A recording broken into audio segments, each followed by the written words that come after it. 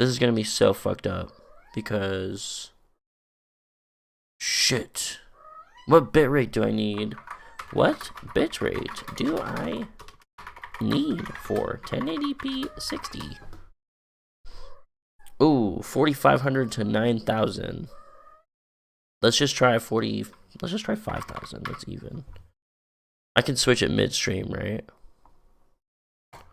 Yeah. Let's see if this works.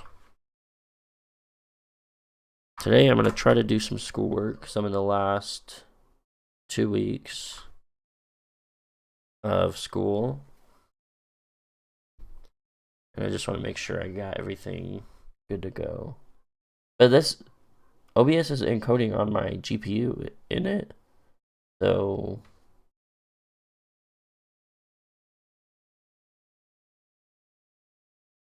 like, what the fuck? What if I move some shit around? Does that like make it harder? How could it, how? Oh, here, look, bro. The GPU section is at 40%, 35%, 40% GPU usage. And that's at 1080p type shit. Type shit.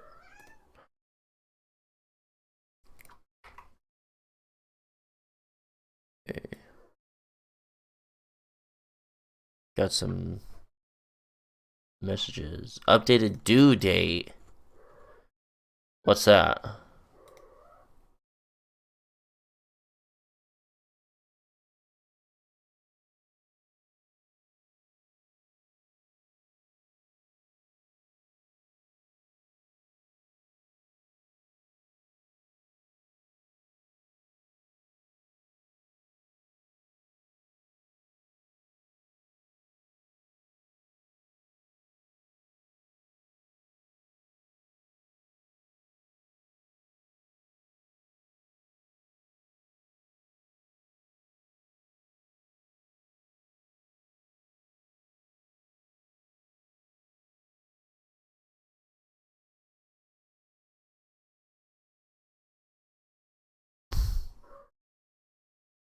Oh, okay. Reading for week 8 discussions. Gonna say they're for you is completed. Thank you. Let me look at that grade actually. What if the cat shut the fuck up? That would be incredible.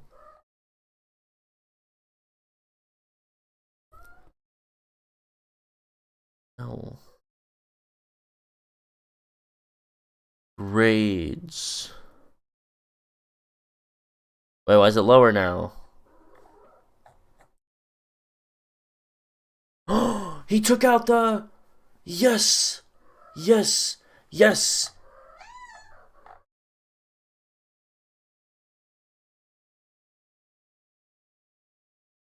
He took out the fucking participation activities, and my grade is still good.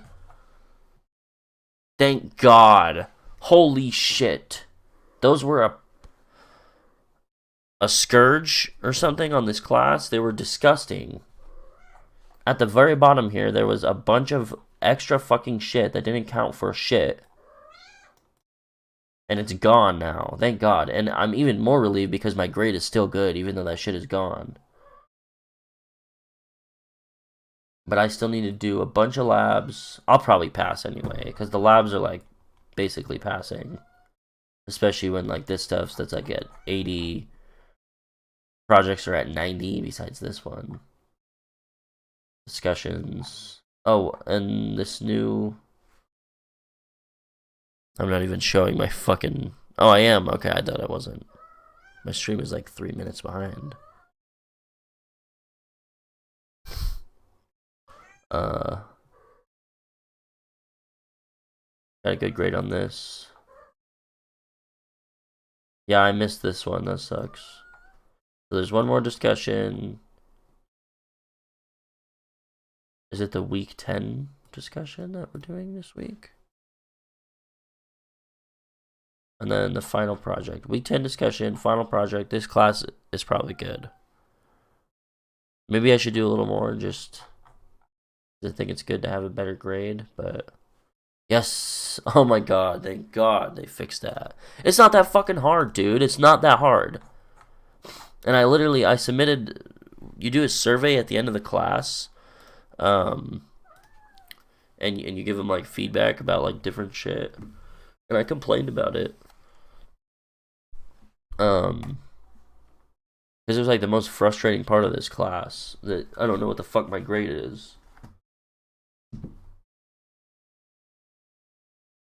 And he just removed it. I said, like, there's got to be a button somewhere on the textbook or whatever to remove, to just like not display the fucking extra bullshit points. It was so fucking easy. I just can't believe it was so fucking easy for him to fix, and he just fixed it like that. He could have done that at the start of the fucking class. He needs to do that. I don't know, bro. What a sack of shit. Sack of shit. Sack of... I should still do a little schoolwork, even though my grade is looking pretty good. Because I need to get good grades. It's probably good. And there's schoolwork to do anyway. I can't just ditch it.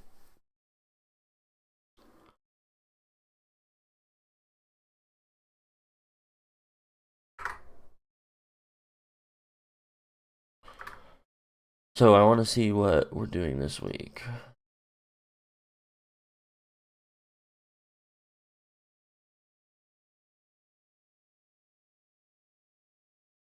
Overdue. Week 9, Module 16 discussion.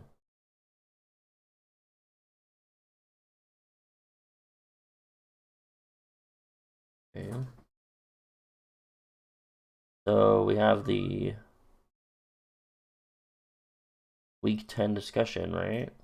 He fixed this entire fucking class in the last week.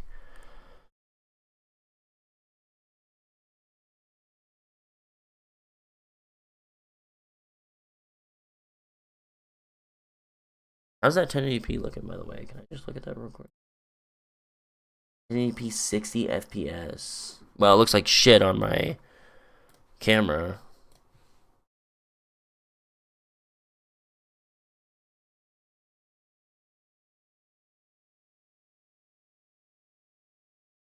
Looks good, doesn't it? I think it looks really nice. Nice and sharp. Boo! Am I screaming in the mic? Turn me up so I can hear myself in the headphones. Hey, look. Ooh!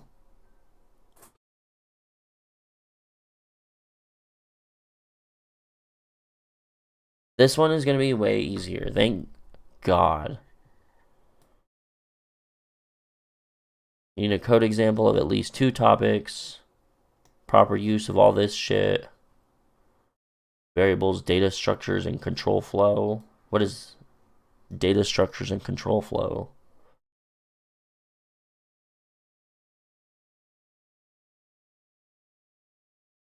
I don't know, just how it's organized. Python program that integrates multiple concepts covered in the course. Your program should demonstrate. Thank you. Your program should demonstrate blank, bro. He spent so much time fixing up the class in the last week that he forgot to clean this up. Include comments to explain your code and what you're illustrating. I could write some cool code, especially with all this crazy new shit I've been learning. I like the algorithms. I think they're really cool.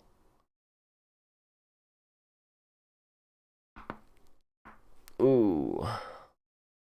But I haven't done anything with them.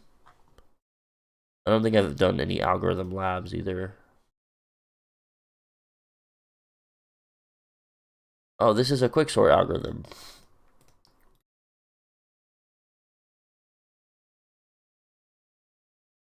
What if I just made a...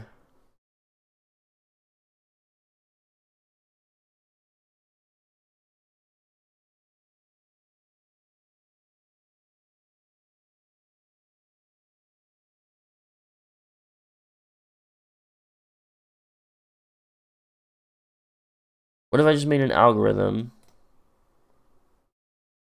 that it's a sorting algorithm and it sorts shit, but I could do like some simple stuff like make the user input a number for the amount of numbers that it wants in the list that the user wants in the list, and then I could like import the random module and generate a shit ton of random numbers, and then this sorting algorithm will sort it. And then I think it would also be cool to you can't even see to maybe like right here you do like you have like another fucking thing counting the steps. The steps that the loop goes through, the sorting algorithm loop. And then at the end you could say, okay, we sorted this whole thing using quicksort and it took like 20 steps or whatever. That would be cool. Because I do like the algorithms. I don't know if that's enough different concepts.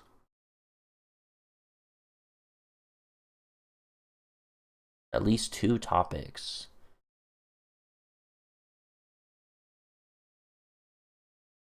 Yeah, I mean, you could wrap all sorts of shit into it. Then you could also like you could also paste that shit into a file like and just append it over and over or write to the file or over and over and say like,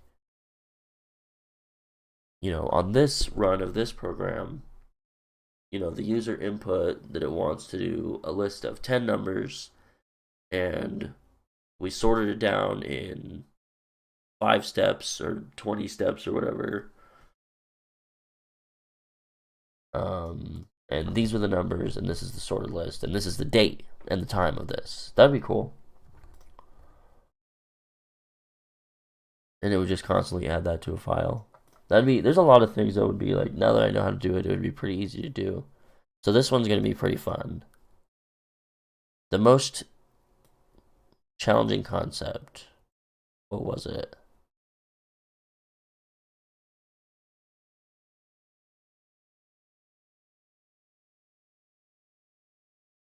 I'm trying to think, because there's a lot of things that I had a lot of trouble with. We should just look at this real quick. So all of this made sense, because this is shit I've done before. If statements, loops, functions, a little bit functions, strings, lists, and dictionaries. These were okay. These weren't too bad, I don't think.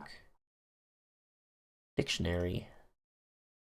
The classes were kind of hard. A little bit, but like they make sense. Just hard to learn. That's what it's asking, right? The hardest one to grasp. I'll tell you which concept was the most challenging for me to grasp was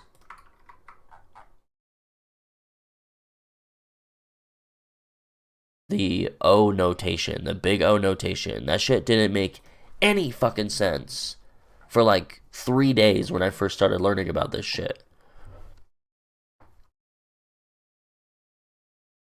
No sense. Like it started to make more sense when when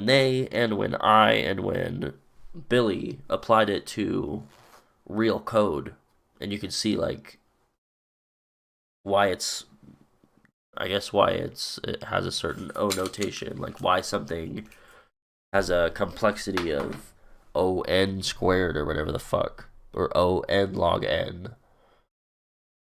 You can like mathematically see like why it goes through this many steps through a list that's this big, so it takes about this long.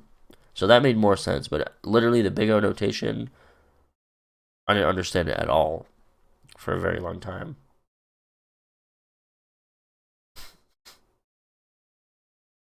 Pickle Rick, what up, Pickle Rick?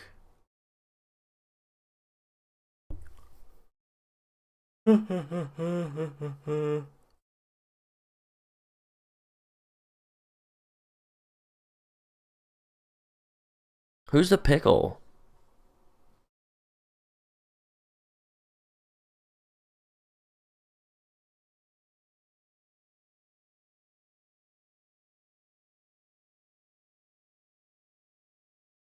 I believe that's bonkers.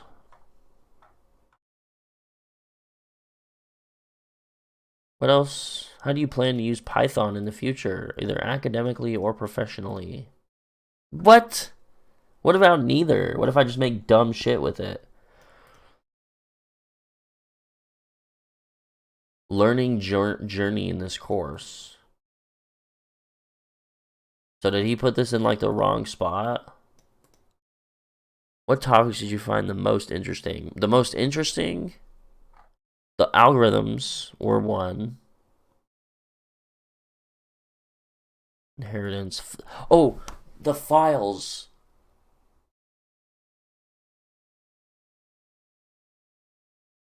Yeah, there were certain things that I just didn't know how the fuck to do before I came into this class. I didn't even, like, I kind of knew that people could do it, but I didn't know how or how the fuck you did it.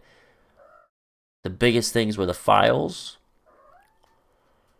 being able to actually write data to files and read data from external files outside of the program. And then that was probably the most important thing. But then also, I didn't even know that you could handle exceptions, that like if a certain error came up, you could just like, instead of crashing the whole program, you can like tell the program, okay, this error came up, then go down like this specific path for handling the error. It's literally handling exceptions. And then I didn't know that classes existed either. Those are kind of cool. But like the files are the most interesting thing, I think.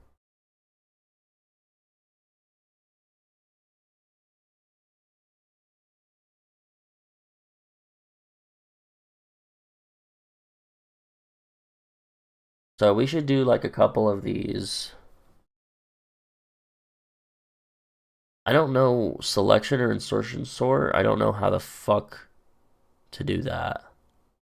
I don't know why quicksort was the only one I paid attention to.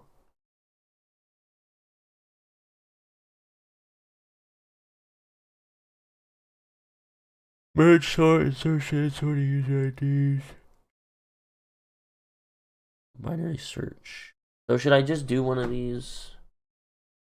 I feel, okay, before we do that, I want to check my other grade, okay? In my government class, and I want to see what else I have to do in there. You must have a mental disease. Module 4 discussion. Why are we going from module 4 to module 8? Look, it says this week, due May 4th in 3 days, we have the module 4 discussion, which is about the media's influence. We already did this.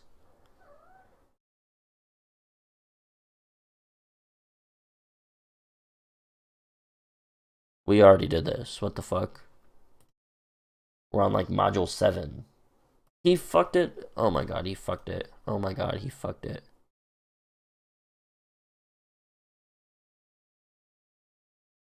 Bro.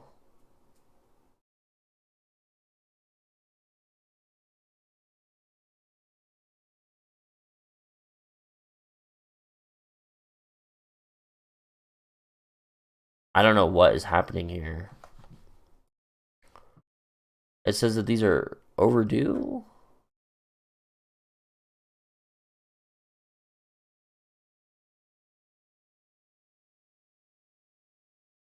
Look, we're supposed to be on like module 7.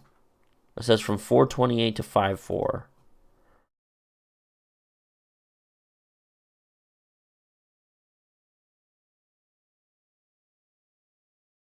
It's just a quiz. Is there no discussion?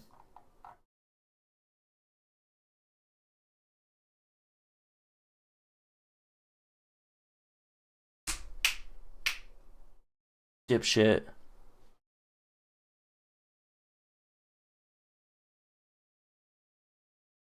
I haven't drank any coffee.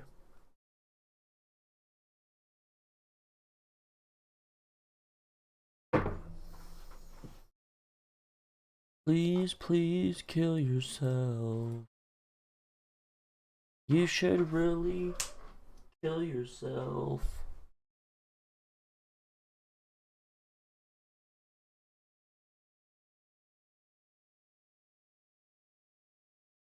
The quizzes are always so easy, and then the final exam is going to be so easy too. It's basically just a big quiz with like 20 questions instead of 5. And we get like an hour to complete it or something. How much is it worth? I wanted to check my grade here. Hold up. Hold up. It's a 90%. I'm so glad I did so well in this class. Because this shit is actually interesting, and also it's just easy. Maybe part of it's because I already know a little bit about the government stuff, or I'm already kind of interested in it, but I feel like this class is just easy as fuck. Like, this guy is just really fucking easy to do work for.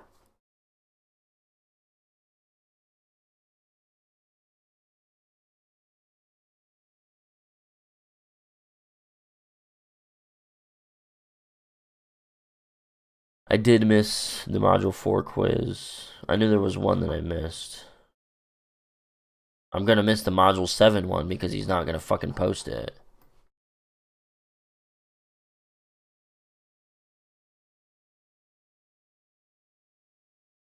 Am I really supposed to do this? This is another one I think I missed.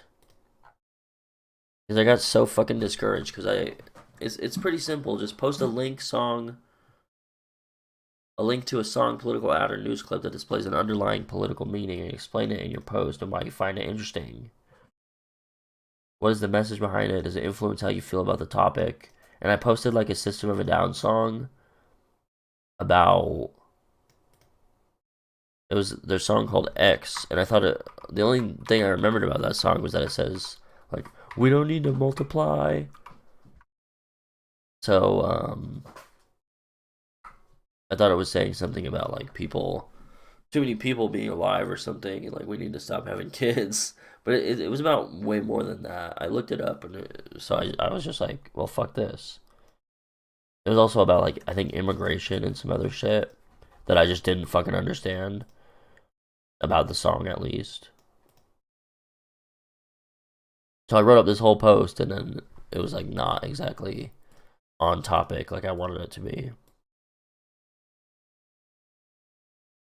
I saw that I will probably play games now, to be quite frank. But I have an idea in my head of what kind of shit is due this week. And then I'll be done with my fucking class soon, thank God. I saw Christian got Modern Warfare 3, so I played it a little bit last night. Show me the hours. Played it for like an hour last night. And I got a new round wave record on the Village. I feel like I can do a really good job on that one map, and I want to try it. We're still streaming at 1080p. Holy moly. Holy moly. Holy cow. Jesus, Mary, and Joseph. Who are these people? Jesus, Mary, and Joseph. It's a Family Guy episode. Mary, the mother of Jesus.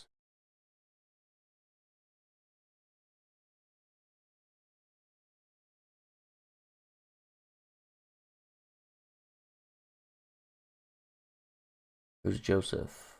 Oh, this is a dictionary. Mother of Jesus. Well, then who's Joseph?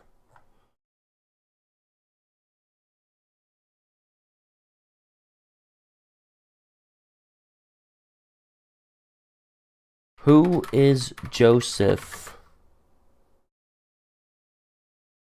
Father of to Jesus?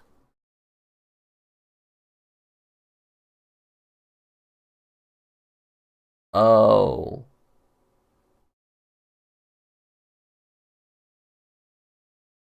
No, Joseph got cucked, didn't he? This shit, what a crazy fucking story. Are you kidding me? It's just, Jesus is just this guy's kid. How is he the son of of God. Israel. That's nuts. That's bonkers. Okay, I'm turning my camera off for this because there's gonna be way too much shit on the screen and I don't want to organize it all.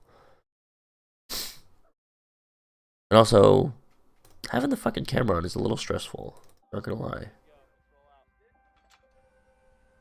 Alright, what's happening? Yeah, that's the thing. They let it happen. Yes. Are we just gonna watch Mr. Bennell content? We could watch Ethan versus Sam Cedar. Debate with MAGA voters. Like 45 minutes. I feel like we need a good long one. So I plan on playing this game for a while. How long is this? You and This I both one, an hour and a half?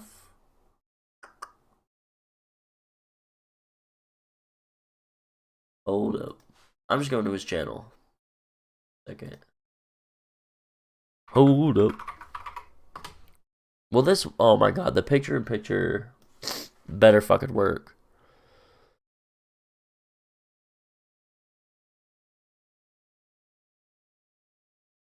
Oh, this one's a full... almost 2 hours long. Okay, we're gonna watch this. It's...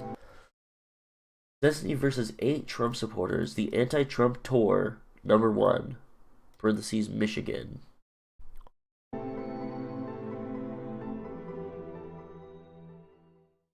All right, folks, welcome. My name's... Yeah, let's go. We can be loud Yeah, here tonight. let's go. This is all Yeah. supposed to be fun. Fun. My name's Travis Penguin. I'm Canadian. Travis Penguin. And this is a fucking invasion. Fuck yeah. I'm sick and tired of the lying, of the extortion of Ukraine while they're under war duress from Russia. I am sick and tired of these appointments. RFK Jr. is literally... How the fuck are we gonna watch this? Okay, you know what? We're gonna rig some shit up. Hold up. Check this shit out. Fuck, where is it? Hang on, I need to bring this to my center real quick.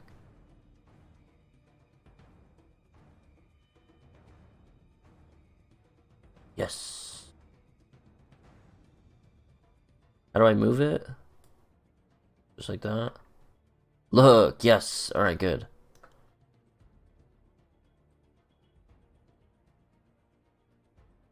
Fuck yeah. Genius!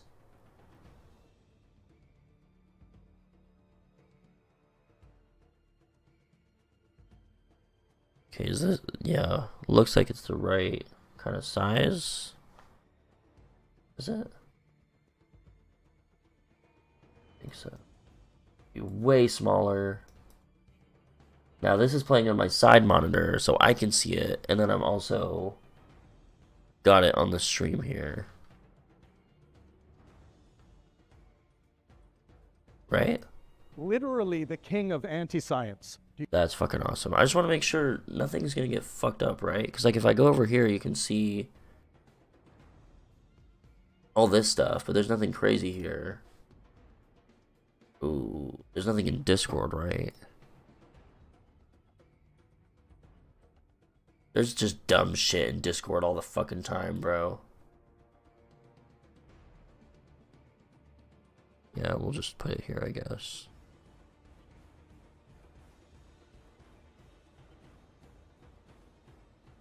Okay. Alright, cool. And then I don't know, should I put this here? I feel like it's fine here.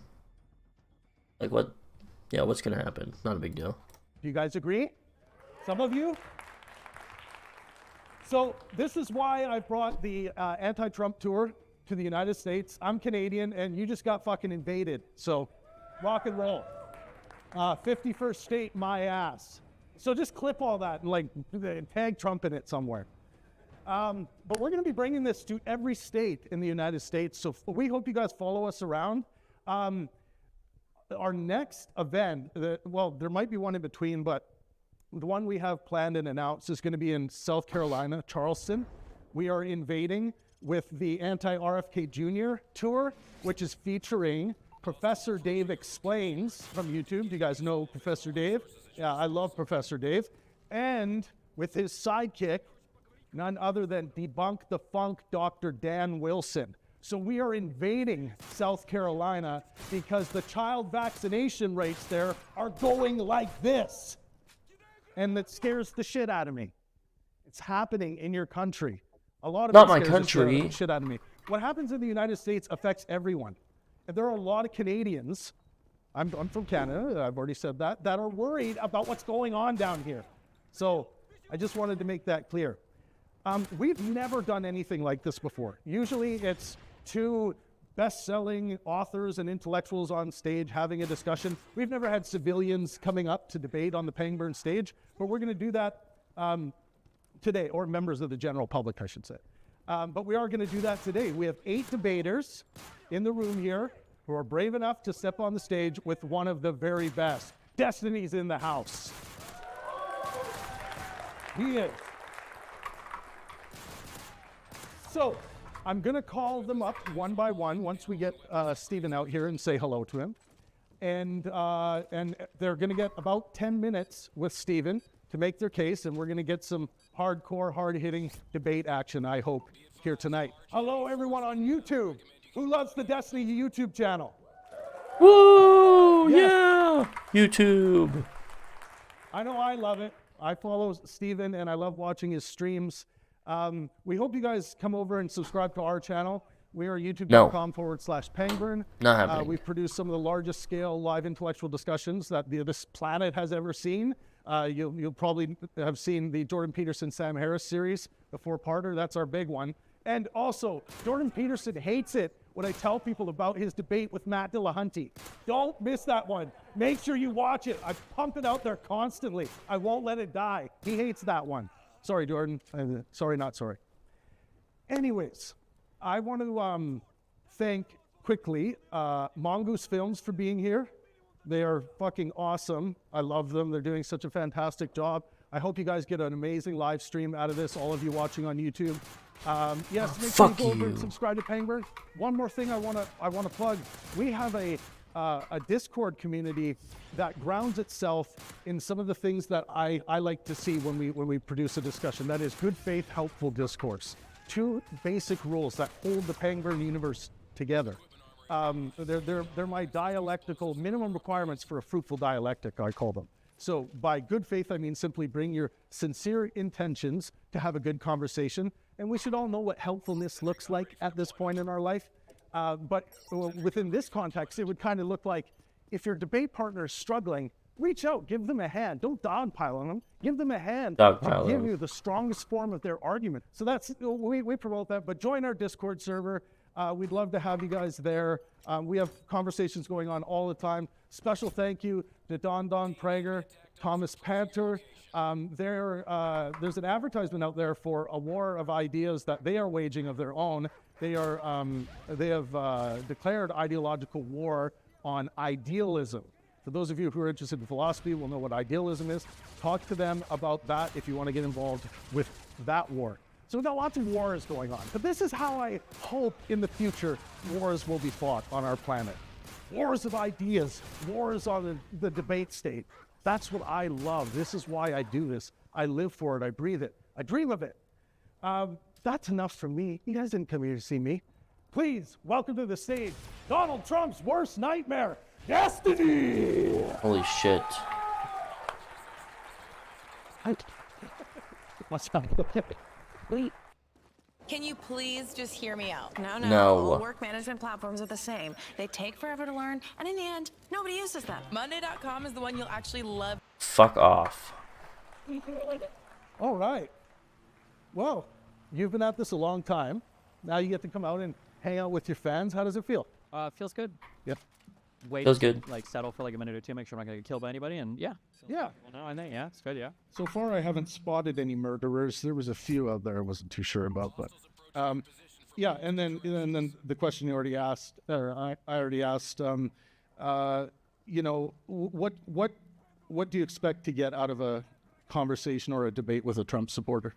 Yeah, I think generally we all care about similar things. You know, we want to be able to afford a place to live. We want to be able to have things like healthcare and food and a car and a family and, you know, fun on the weekends. And kind No of like fun. looking at it from a similar foundation, I just try to show people that the things that you care about or the things you want won't be furthered by the current administration. Gotcha. All right. In saying that, let's just get rocking here. We're going to start with Trey Salinas. Please welcome Trey Salinas to the stage. Give him a round of applause. Hey, Destiny, I'm Trey. Mic check, good? Mic Hey, check. thank you all so much for the clap. Destiny, can I shake your hand? Yeah, sure. Awesome. Awesome. I don't want to set cameras up too much, but all right. Okay. Awesome. So What a fucking thank asshole. everybody. Thank you for watching. I kind of wanted to talk about the MAGA is a cult thing, if that's okay with you. Sure. And I want to bring up my argument, I guess, and you can debunk it or deconstruct it however you like. So I think MAGA is more appropriately should be called a culture. When I think of cult, I think of things like the People's Temple, things like the Branch Davidians, or the Moonies, or What I'm curious for those things, what makes them a cult to you? Why do you view them as cultish? Yeah, I read the book The Cult of Trump by Dr. Stephen Hassan. Everybody should read it, Republicans too, right? Read it with a grain of salt. Dr. Hassan is critical of Trumpers, but that it's cool, read it, right? So I think the biggest things he goes off of are the bite model and the influence continuum. The bite model being cults control your behavior, they control the information you intake, your thoughts, and your emotions. And then the influence continuum is like and I'm kind of like being very general because I can't recite the whole book, but influence continuum is like there's a healthy side of a cult and there is an unhealthy side of a cult. Personally, as a Trump supporter, I'm not really, I don't think my behavior is controlled by the MAGA movement, or my thoughts are controlled by the MAGA movement, or neither is my emotions or the information I take in. Like I can watch your channel, I can watch other like left-wing channels or independents or whatever. Same as I can also watch Fox News too, right? So with that, I also don't see the value in calling a cult like a positive thing. I'm kind of leaning more to where like it's just you're not a cult, because cults are very destructive generally, right? If we look back at the etymology of the word, when I did some research, it's like a cult comes from, the word cult comes from cultus, which was Latin, which comes from colere, which Latin and French, and that meant to till. And it's also, that's where we get words like cultivate from too. And then colere in French is anger. It's like a direct translation to anger. So that's where I think we get like an emotional attachment to the word cult. I'm curious, random question. You ever seen Rick and Morty? Morty! Maybe like one episode. Okay, don't worry about it. Okay. There's some episode in the first season where they're in like a giant hallucination, and the crude depiction of the hallucination is they're on like a treadmill, and the computer is like generating reality in front of them as they're running. And I think that one of the scariest things when I look at how I guess like the Trump movement operates is it truly feels like Trump can put anything he wants in front of the Trumpists, and there's always going to be a way that it's okay, even if it literally contradicts what came 5 minutes before. So I think a really good example of this is the tariffs and everything surrounding the tariffs. So originally the idea behind the tariffs was to bring back manufacturing, which is a good idea because we want to have domestic manufacturing. So when he announces the tariffs, everybody's happy because it means domestic manufacturing is going to come back. But then when he gets rid of the tariffs, then it's good because it was a negotiation, but I'm not entirely sure what for, because if he's negotiating to trade with a bunch of other countries, well, isn't that not having domestic manufacturing then? And it seems like on my stream, I always call this, you might have heard me say this, like all roads lead to Rome, where no matter what Trump does, there's always a way to justify it. And I think that's one of the scariest, I don't know if you call it a cultish aspect to it, that is frightening to me. Biden had a really disastrous debate performance. Republicans celebrated and Democrats cowered in fear. It was horrible. We all felt that. And after that debate performance was so bad that basically the entire Democratic establishment pushed Biden away from running for the presidency again. I don't think that Trump could do anything like that would ever cause Republicans to push him away. And I think that's been demonstrated on at least 5 or 6 different occasions over the past few months. The tariffs one being one of the larger ones. Yeah. Yeah. I'm curious because and I started kind of asking this question to people like, is there anything that Trump could do that you think would be over the line for, maybe not necessarily for you, but for over half of the Trump supporters? Over half. I'm sure there are things, like if he did something crazy, illegal and obvious. I'm going to say there have been crazy things and obvious things, like not bringing back Abrego Garcia, I would say is pretty crazy. Well, I'm honestly not too familiar with that one, but but we can talk, like, one of the things you mentioned was that they'll always follow him.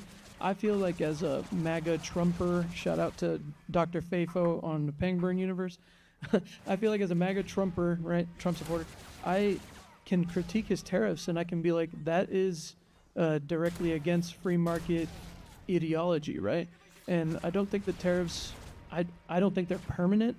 Another thing you said. Well, here, so this is like this is a thing I noticed had happened. So, if you were to rate the badness of the tariffs on a scale from 1 to 10, where 1 is the president wore a tan suit, and 10 is the president pushed the button to nuke the entire world, how bad do you think the tariffs are on that scale from 1 to 10? I don't know, maybe 5. Like, the reason why I'm like kind of in the middle on some of these things. So like the tariffs, I know people that want to buy Chinese products, and now they're like, it's as expensive as American products, or it's going to be. Well, I think so. Just on the so you give it a 5. I feel like most economists would probably put that anywhere from like a 7 to a 9 in terms of how unbelievably insane the tariff regime is right now. So I notice it feels like there's kind of a minimizing of the effect that Trump might be having on the United States and the world. And then so you said that was a 5. Can you give me like a single action that you would have been worried about from Kamala, or something that Joe Biden did that you think would be over a 5 in comparison to like the tariffs? Like, what's something you were worried about with Kamala, or something that Biden did that you felt like would have been worse than the tariff stuff with Trump? Well, I didn't really like the way we exited. Bro! It was long coming. Everybody. The exit from Afghanistan was as bad as the tariff situation? Well, they're different things, right? Economic and military. I think it was a very bad performance. It's hard to look at. I was from the military, so it's really hard to look at that, to see like my country put like that. If I can bring it back to the cult thing, though. Wait, one more thing. Yeah. That because I'm just curious. Are you familiar with who negotiated the Afghanistan pullout? Yeah, thing? Yeah, I've been told Trump did the Abraham. No, not the Abraham. It was some Doha agreement. Yeah. Oh, yeah, that. We could definitely. That's that agreement, right? I don't even want to talk about this. But sorry, we don't have to. Well, but then I noticed that there's like this. It's this. People laughed earlier when you said you weren't as familiar with the Abrego Garcia thing. Is because it seems like in the MAGA world. I personally don't subscribe to that cult model, not because I don't believe it, but I just haven't researched enough on it. But you brought up the I part, which is the information control. Yeah. And it's the idea that like, if I were to ask a Trump person about like trans sports, they could give me like 15 different competitions where a trans woman, just won over some cisgender women. But then if I ask like, oh, have you heard about this, this green card or visa holder who was deported with no due process to a slave camp in another country, the only country he was ordered by our courts not to be deported back to, and it was in violation of a TRO by signing an order on a Friday night and then shipping this guy to the country, like an unbelievable set of circumstances. And it's like, well, I really don't know anything about that.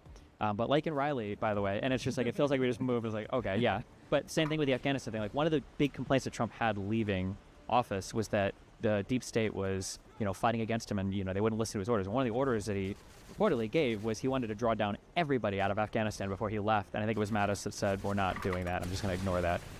So it's just, that's an interesting issue to have when I feel like the negotiation for the Doha agreement was horrible. More soldiers died in Afghanistan under Trump than they did under Biden during the pullout.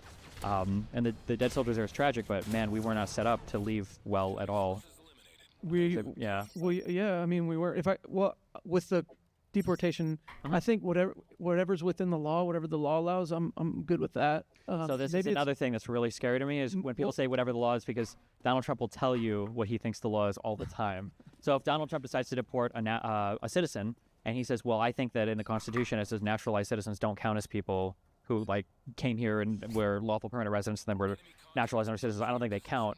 Then that's the scary part, I think, from our end, is that Trumpers will say, oh, well, as long as it's following the law, and he says it's following the law, therefore he can do that. And it's like, well, in that case, we can basically justify anything. Yeah. I'm scared of what do you call it? Disappearances. I don't like that. I've read too many books about that kind of stuff, like disappearances. So I'm kind of with you on that. We just record documents right now about the disappearances that are happening in this current administration. But let's talk about it. Let's talk more about why. Let's do the due process thing, the thing that we're supposed to be doing, right? So I can find some common ground with you on that for sure. On that note, unless you have another quick question. There's one thing, because I come off a lot. Yeah, you bet. Yeah. One thing. Yeah, sorry. You wanted to bring us back to a point. I'm sorry, and I derailed you hardcore. No, you're good. You're good. I guess, do you see any merit? Because I probably don't have time to talk about the cult thing. But do you see like any merit to that, like it being a culture instead of a cult? The reason why I talk about it being a cult, it has to do with personal experiences I have, and then anecdotal experiences of other people's personal experiences, is that the Trump stuff seems to be manifesting in a way that's unlike any other political movement in history. Like, sometimes you'd have people and you disagree politically on things, but I've seen so many people now in my own subreddit, I've gotten emails, and I've had it personally happen to me with personal friends, where somebody sends you a message and they're like, hey, did you see this thing on Candace Owens? Or did you see this thing on that RFK said? And I'm looking at it, I'm like, oh, God. And inevitably, 6 months later, it'll be like, did you know that Israel not only did 9/11, but they were also in charge of the train derailment? And did you know that blah, blah, blah? And it's like, they're gone. Like, and it's this weird world, because people ask me, like, how do you get a person out of this? And you have to treat it basically like, I would say, like an abusive relationship or a cult, where you can be kind of like supportive and loving, but that's it. There's nothing that you can say or do. There is no fact that can permeate force field or the shield of all the Trump stuff. And that's I think that's why I view it as a cult. And it's how I think people have to kind of approach people that get sucked into it. But on a scale of 1 to 10, since you gave me a scaling, maybe I can return it. What do you think? 10 being like the People's Temple, and 1 being like it's a right-wing political movement. Probably 7 or 8. I think even Republicans admitted when Trump came into office, he wasn't really a strong conservative, like, at all. His lifestyle absolutely is not conservative, right? He's closer to me than fucking for sure. Than anything else. So it doesn't seem to be a movement rooted in conservatism at all. And like all of your traditional conservative values are totally absent now, I think, in the MAGA movement. So he was a Democrat at some I point. didn't know they could fucking do that. So the People's Temple, I don't know if you read too much on that, but like there was a serious thing that happened. It's where the phrase "drink the Kool-Aid." I encourage everybody to read that. Right? Lots of people, almost 1,000 people. Like I don't even know if I could say it. I would say more people probably died than the Kool-Aid drinkers than people who didn't get vaccinated. I would compare that to. Well, that's another thing. It's like Trumpers. A lot of Trumpers like didn't take the vaccine, and that's what vaccines now, right? Yeah, but that's what he made with Warp Speed. Like, yeah, kind of weird. All right, Trey. Great run. Thanks, man. What if the lottery was on your phone? With real tickets, real winners. Please shut up. There you go. Nice to meet you too. Okay. So thanks a lot for Travis, right? That's his name, Travis, for flying me out, man. Good to see. The audience is great here. So Destiny, thanks guys. Good. So Destiny, I wanted to ask you this, man. You've stated in the past that I guess that the MAGA right is notorious for violence. You've said this, you called them degenerates, etc. That Trump kind of insinuates a lot of the rhetoric and the actions of Trump supporters. Am I more or less correct on that? I don't usually criticize them for violence. I think I think the tendency, I mean, especially since the BLM stuff, there's more, at least cumulatively, violence for left-leaning people. But I would also kind of expect that right now, given the state of affairs. So. Oh, okay. So, wait, when you say that you expect the violence from the left on the state of affairs, As in, like, if you have like a certain system where people feel like somebody is completely and totally out of line, and that person is using the power of the executive to be totally out of line, well, they're like, what would conservatives even enact violence about? They would have nothing to protest. They'd have nothing to riot over. I imagine it would be probably more left-leaning people that would be rioting. That would be rioting? Yeah. So, like, for example, like the Tesla burnings that were happening, it was all premeditated. They had the, what is it, the Doge, DogeChase.com or something like that kind of premeditated all that. So, like, my thing is that when I look at the Trump election and how he got elected, and maybe I can ask you this, I think one of the reasons that Trump got elected in the first place was because when you say, like, for example, with your other opponent here, when you say the MAGA right is a cult, I'm thinking in my head that the Democratic Party at this point is actually a cult as well, you know, regardless of what it is. Now, Who's our cult leader? oh, well, here's the thing. I don't know who the cult leader is, but it's the Wasn't it kind Democratic of Party as a whole, right? No, well, here's the thing. It could be a cult without it because, like, for example, vote blue no matter who. You've heard that phrase, right? The anti-Trump tour, like we're on right now. It's a cult that's against Trump no matter what, right? So we've seen this to where Elon Musk at one point had the Tesla vehicles that a lot of left-wing people were buying. Then, of course, Elon Musk wasn't necessarily supporting Trump at first. He was a Ron DeSantis guy, etc. Then he turned to Trump. Then we saw that after he supported Trump and he donated it to him, we saw a lot of the left wing kind of burn down Teslas and be violent about this, right? Well, I don't really think that was the only thing he did. I think it was also the fact that he joined Trump as an unelected bureaucrat and began unilaterally shuttering federally approved agencies in the government while, like, engaged in the most insane over-the-top rhetoric on X. What's the most insane over the top? By constantly calling for judges to be impeached or imprisoned, or saying that... Which judges? I'm not too... the recent judge that just made a ruling related to... basically anytime a new TRO gets issued, I think that he's done it for the Zini lawyer. I think he's done it for Brasberg. But he tweets about judges. So he wanted to get them removed because he doesn't like it when they issue a TRO against Trump. But wait, just real quick, you're not familiar with Elon engaging in any like anti-judicial rhetoric on X? I know Elon Musk has stated that he doesn't like these individuals, which is fair enough. He has his opinion. But it's not just his opinion, right? He's like the richest man in the world. Who's sure, but you have an opinion too. Like, for example, not an elected official. I don't work in government. Well, you have a huge influence when it comes to your audience, right? Yeah, but I don't work in government. Yeah, but what does that matter? Like, here's the thing. Well, if I was part of the government and I was calling for another part of the government to be destroyed, yeah, but I would make an argument that influencers and even actors, etc., actually have more influence on the public than even politicians. Than most politicians. Is and most true. Yeah, that's but fine. Donald Trump, because he's a cult leader, probably. Sure, but even with you, I think you have more influence than on the public than most politicians. Individual, yeah, that's probably true. Yeah, probably true. That's what than I'm most saying. For sure, especially city Yeah. council. So that's what I'm saying. Like, when you say, "Well, I don't work in government," at the same time, I could say, "Yeah, but you have more influence on the public than most politicians." Right? No, I agree. I was just pointing out why people would probably have such a visceral reaction to everything Elon Musk has done. I think it's super warranted that people would feel horrified by it. Right. No, yeah, for sure. Okay, I get you there. But I wanted to shoot this back here. When you were stating that, when I was stating that one reason that I think that Donald Trump specifically won this election was also because I think that the left, like you admitted earlier, is notorious for violence, right? We had the BLM riots, the Chaz that happened, right, in Seattle, the Tesla burnings. So I think a lot of the people that voted for Trump was also noticing that the left is absolutely lunatics when it comes to this type of rhetoric. And Maxine Waters, even in 2016, when she was, when Trump won his first term, where she was saying, get in the face of MAGA supporters. When I was, because I'm from South Texas, I would wear a fucking MAGA hat at a bar, and I was getting attacked by people that didn't like that. You know, I think this is what drove a lot of people towards Donald Trump to vote for him, wouldn't you say? I mean, it's possible.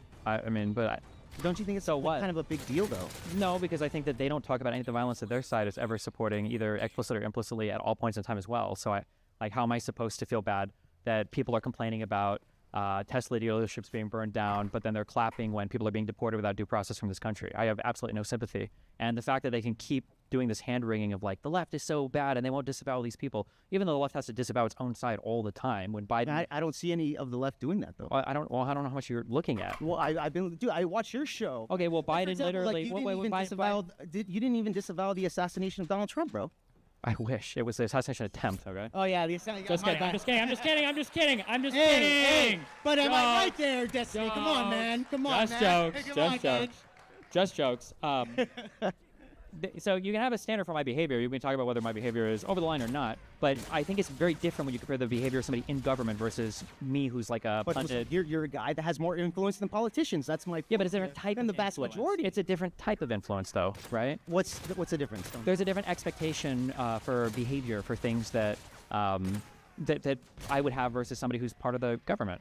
Would you agree, or do you think it's the same? I would agree that Yeah. your influence would actually affect people's behavior more so than some random person. No, it's not. It's about the expectation of like behavior or what would be proper. So if I was an elected official and I was working in the executive branch, it means something a lot different for me to say I hate this judge than if I was just like a pundit. I was like I hate this judge. I think Right. Those are so you can have a totally different standard expectation of behavior regardless of how many people you influence or not, just based on the role that you occupy. Yeah. Well, I get you there, but like my point is that I think you have way more influence than the vast majority of politicians. So that's why I'm saying like when you shoot the rhetoric when Corey, fucking don't even remember the guy's last name, Corey something, I don't know, but he passed away, and you were stating something. You doubled down on Pierce Morgan. You said fuck Corey, fuck his supporters, etc. I think also with your rhetoric when you were stating that stuff, I think that leaned a lot of people watching that sit and said, Destiny's a fucking psychopath. I don't want to vote for Kamala Harris or the Democratic Party. Yeah, but Like, at some point, it like, I don't want to change the diaper of a 25-year-old. Like, for somebody to go online and to be making like all of these jokes, as Dave Rubin had, and he was on that episode with me, about the guy the psychotic dude, that broke into Pelosi's house and was like with a fucking hammer was smacking this dude. It was insane and unhinged. And then again to like have the tears whenever it happens on their side. I think I would rather be unhinged and force the conversation than have to live in this world where the left constantly has to apologize for all of its own stuff and the right pretends that nothing ever happens on their side. Because like the opposite there. What? Yeah, I'm thinking the opposite there, Destiny. Like it's Donald Trump came in and pardoned every single J6er and nobody on the right cared. Yeah, well, look, the thing, Joe Biden pardoned his entire family and like, what is it, 8,000 people before he left. So the large, so two different things. The large swaths of people that were pardoned, that was like a technicality for commuting sentences. Do you agree that Hunter Biden should have been pardoned? Absolutely. Really? Yes, and I think that because he has no tact or political understanding whatsoever, Donald Trump proved it when Donald Trump complained on, I think it was an NBC interview, and he said, I can't go after any of the people on the J6 Select Committee because Biden pardoned them. Well, yeah, that's true, though, right? Yeah, but it's not like he's lying there. He can't go after them. He wanted to go after them politically. There are no crimes here. He just wants to target. When we've seen this administration, would you agree, has engaged in the targeted lawfare. I would say that even the Biden administration had the targeted lawfare against Donald Trump as well. In what? Give one example of that. Okay, well, for example, what's her name? When the judge went after Donald Trump's real estate, right? He said his real estate over there in Florida, Mar-a-Lago, yeah, that shit.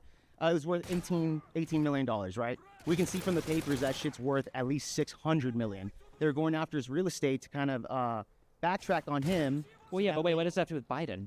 Well, because it's targeted prosecution. But it's not because Biden. you asked me the question. Give me. No, I asked you. Show me something. Donald Trump is writing executive orders, literally targeting. I'm answering your question though, Destiny. You asked me, give you an example. Biden doing it.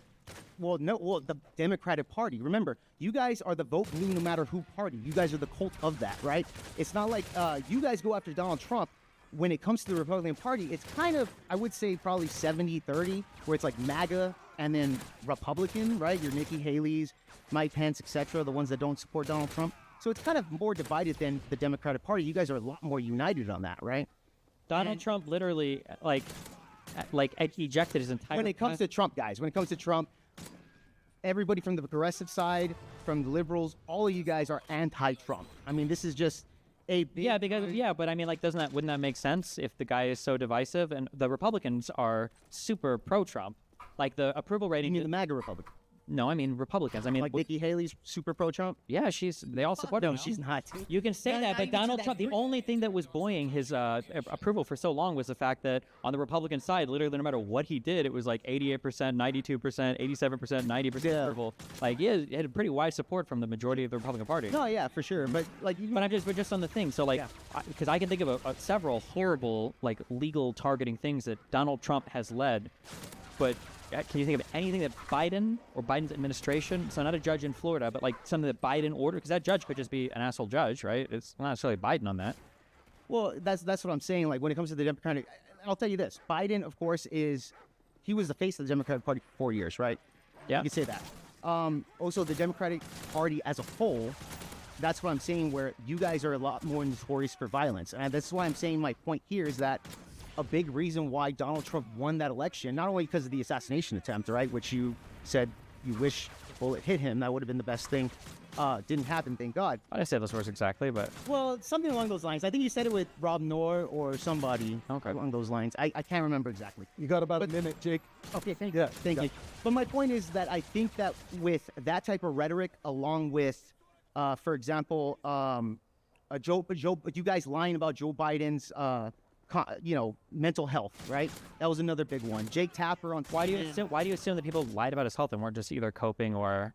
Well, even well, that's my point here. Even Jake Tapper. Wait, you can't say that. Jake Tapper is literally writing a book about how he covered up, CNN covered up Joe Biden. If there was a coordinated mental effort to cover up Joe Biden's mental health, why did they let that debate happen?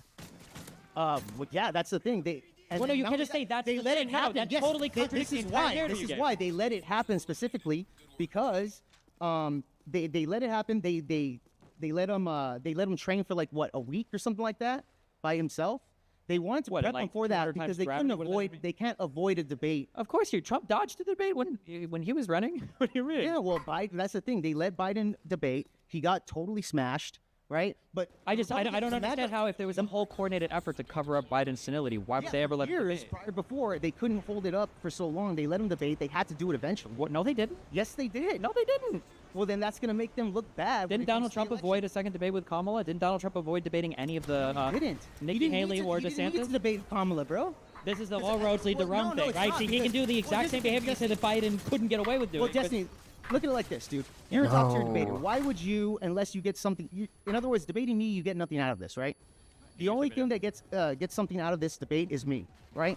So when Trump is gonna debate Kamala for the second time, he gets nothing out of that. At that point, Joe Biden looks like a moron. The assassination attempt already happened. The only thing Donald Trump has to do is just fuck it. I don't care to debate Kamala because he feels he already has the debate in the bag. I understand the He doesn't need to do political that. savvy that goes into this, Well, the yeah, calculation, but I'm because just you saying asked that why he avoided the second debate. yes, and you're giving me the logical reason, but when we look at Biden doing a debate, if he was truly being covered for by the entire Democratic establishment, then it stands to reason that they would find reasons for him not to do the debate.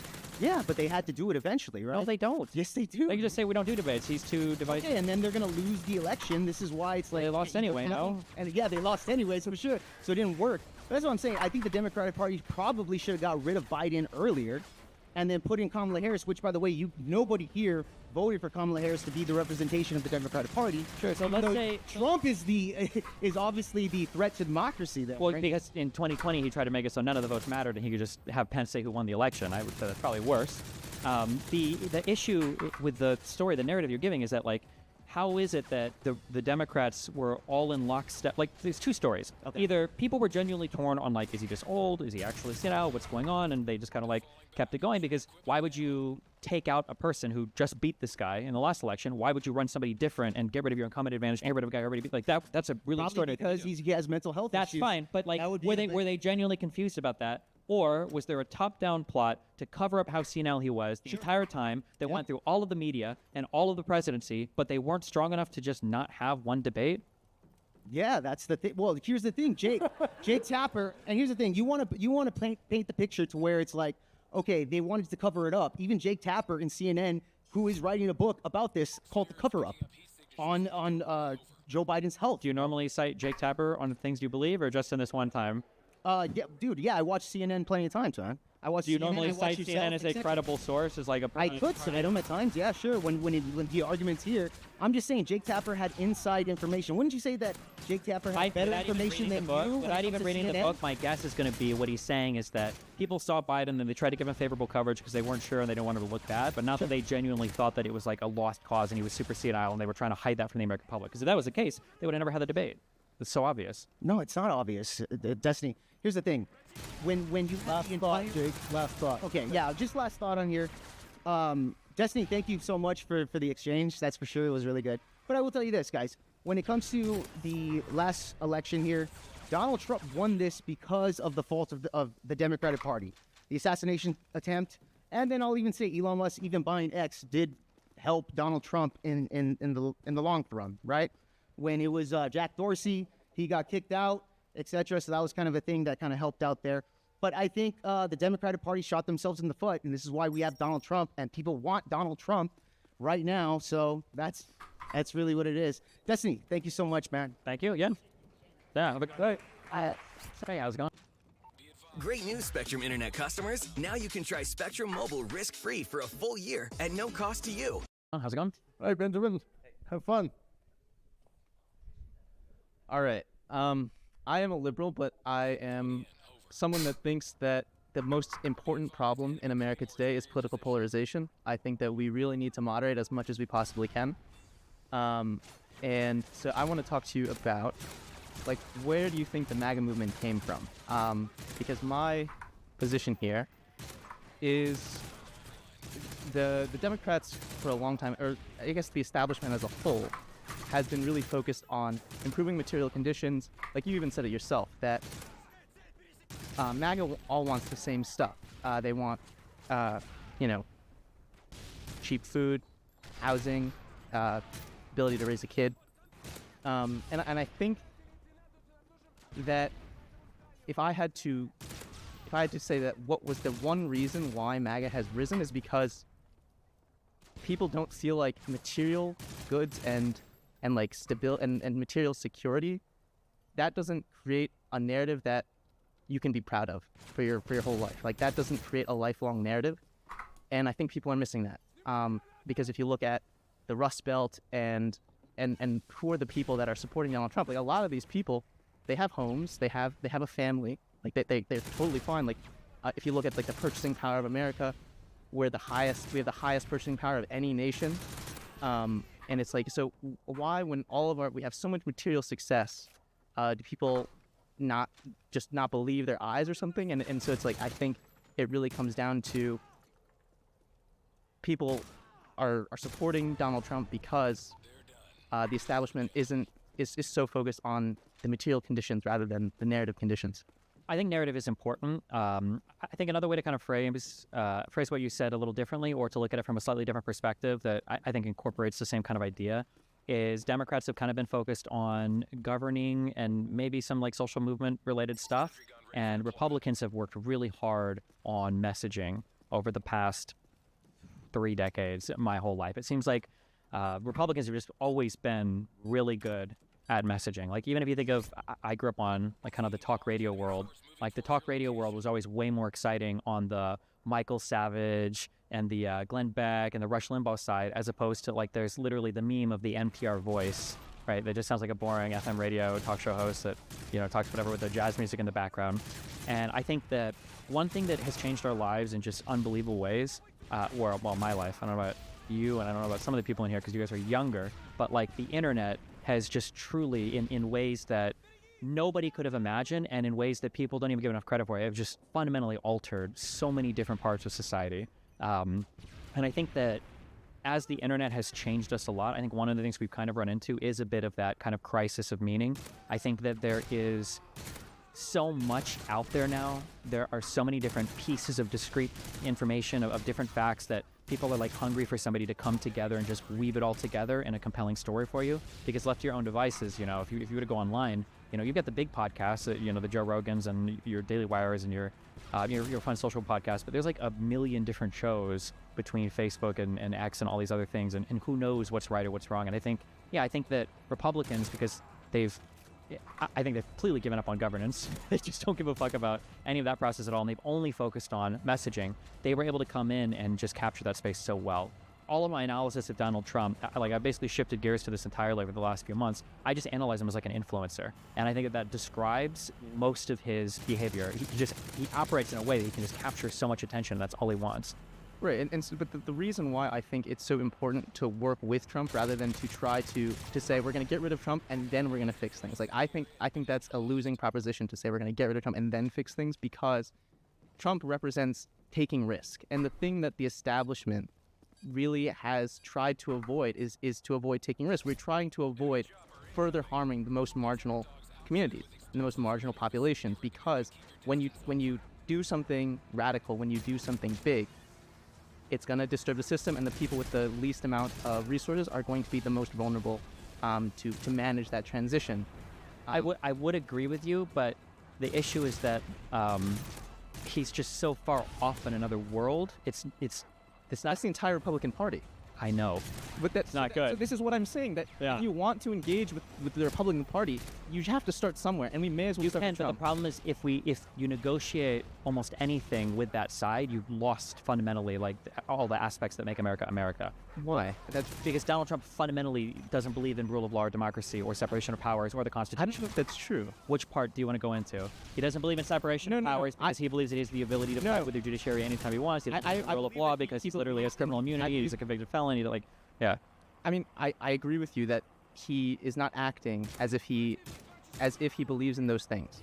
However, I think he's just an opportunist, right? Like, he doesn't believe in anything. I agree with that kind of. Yeah. So it doesn't. So But you can't work with an opportunist. This is a cancer, right? you can. Because the whole point of liberalism is that when you work together with other people, that's the best thing for everyone. No, the point of liberalism is everybody involved has to believe in liberalism for it to work.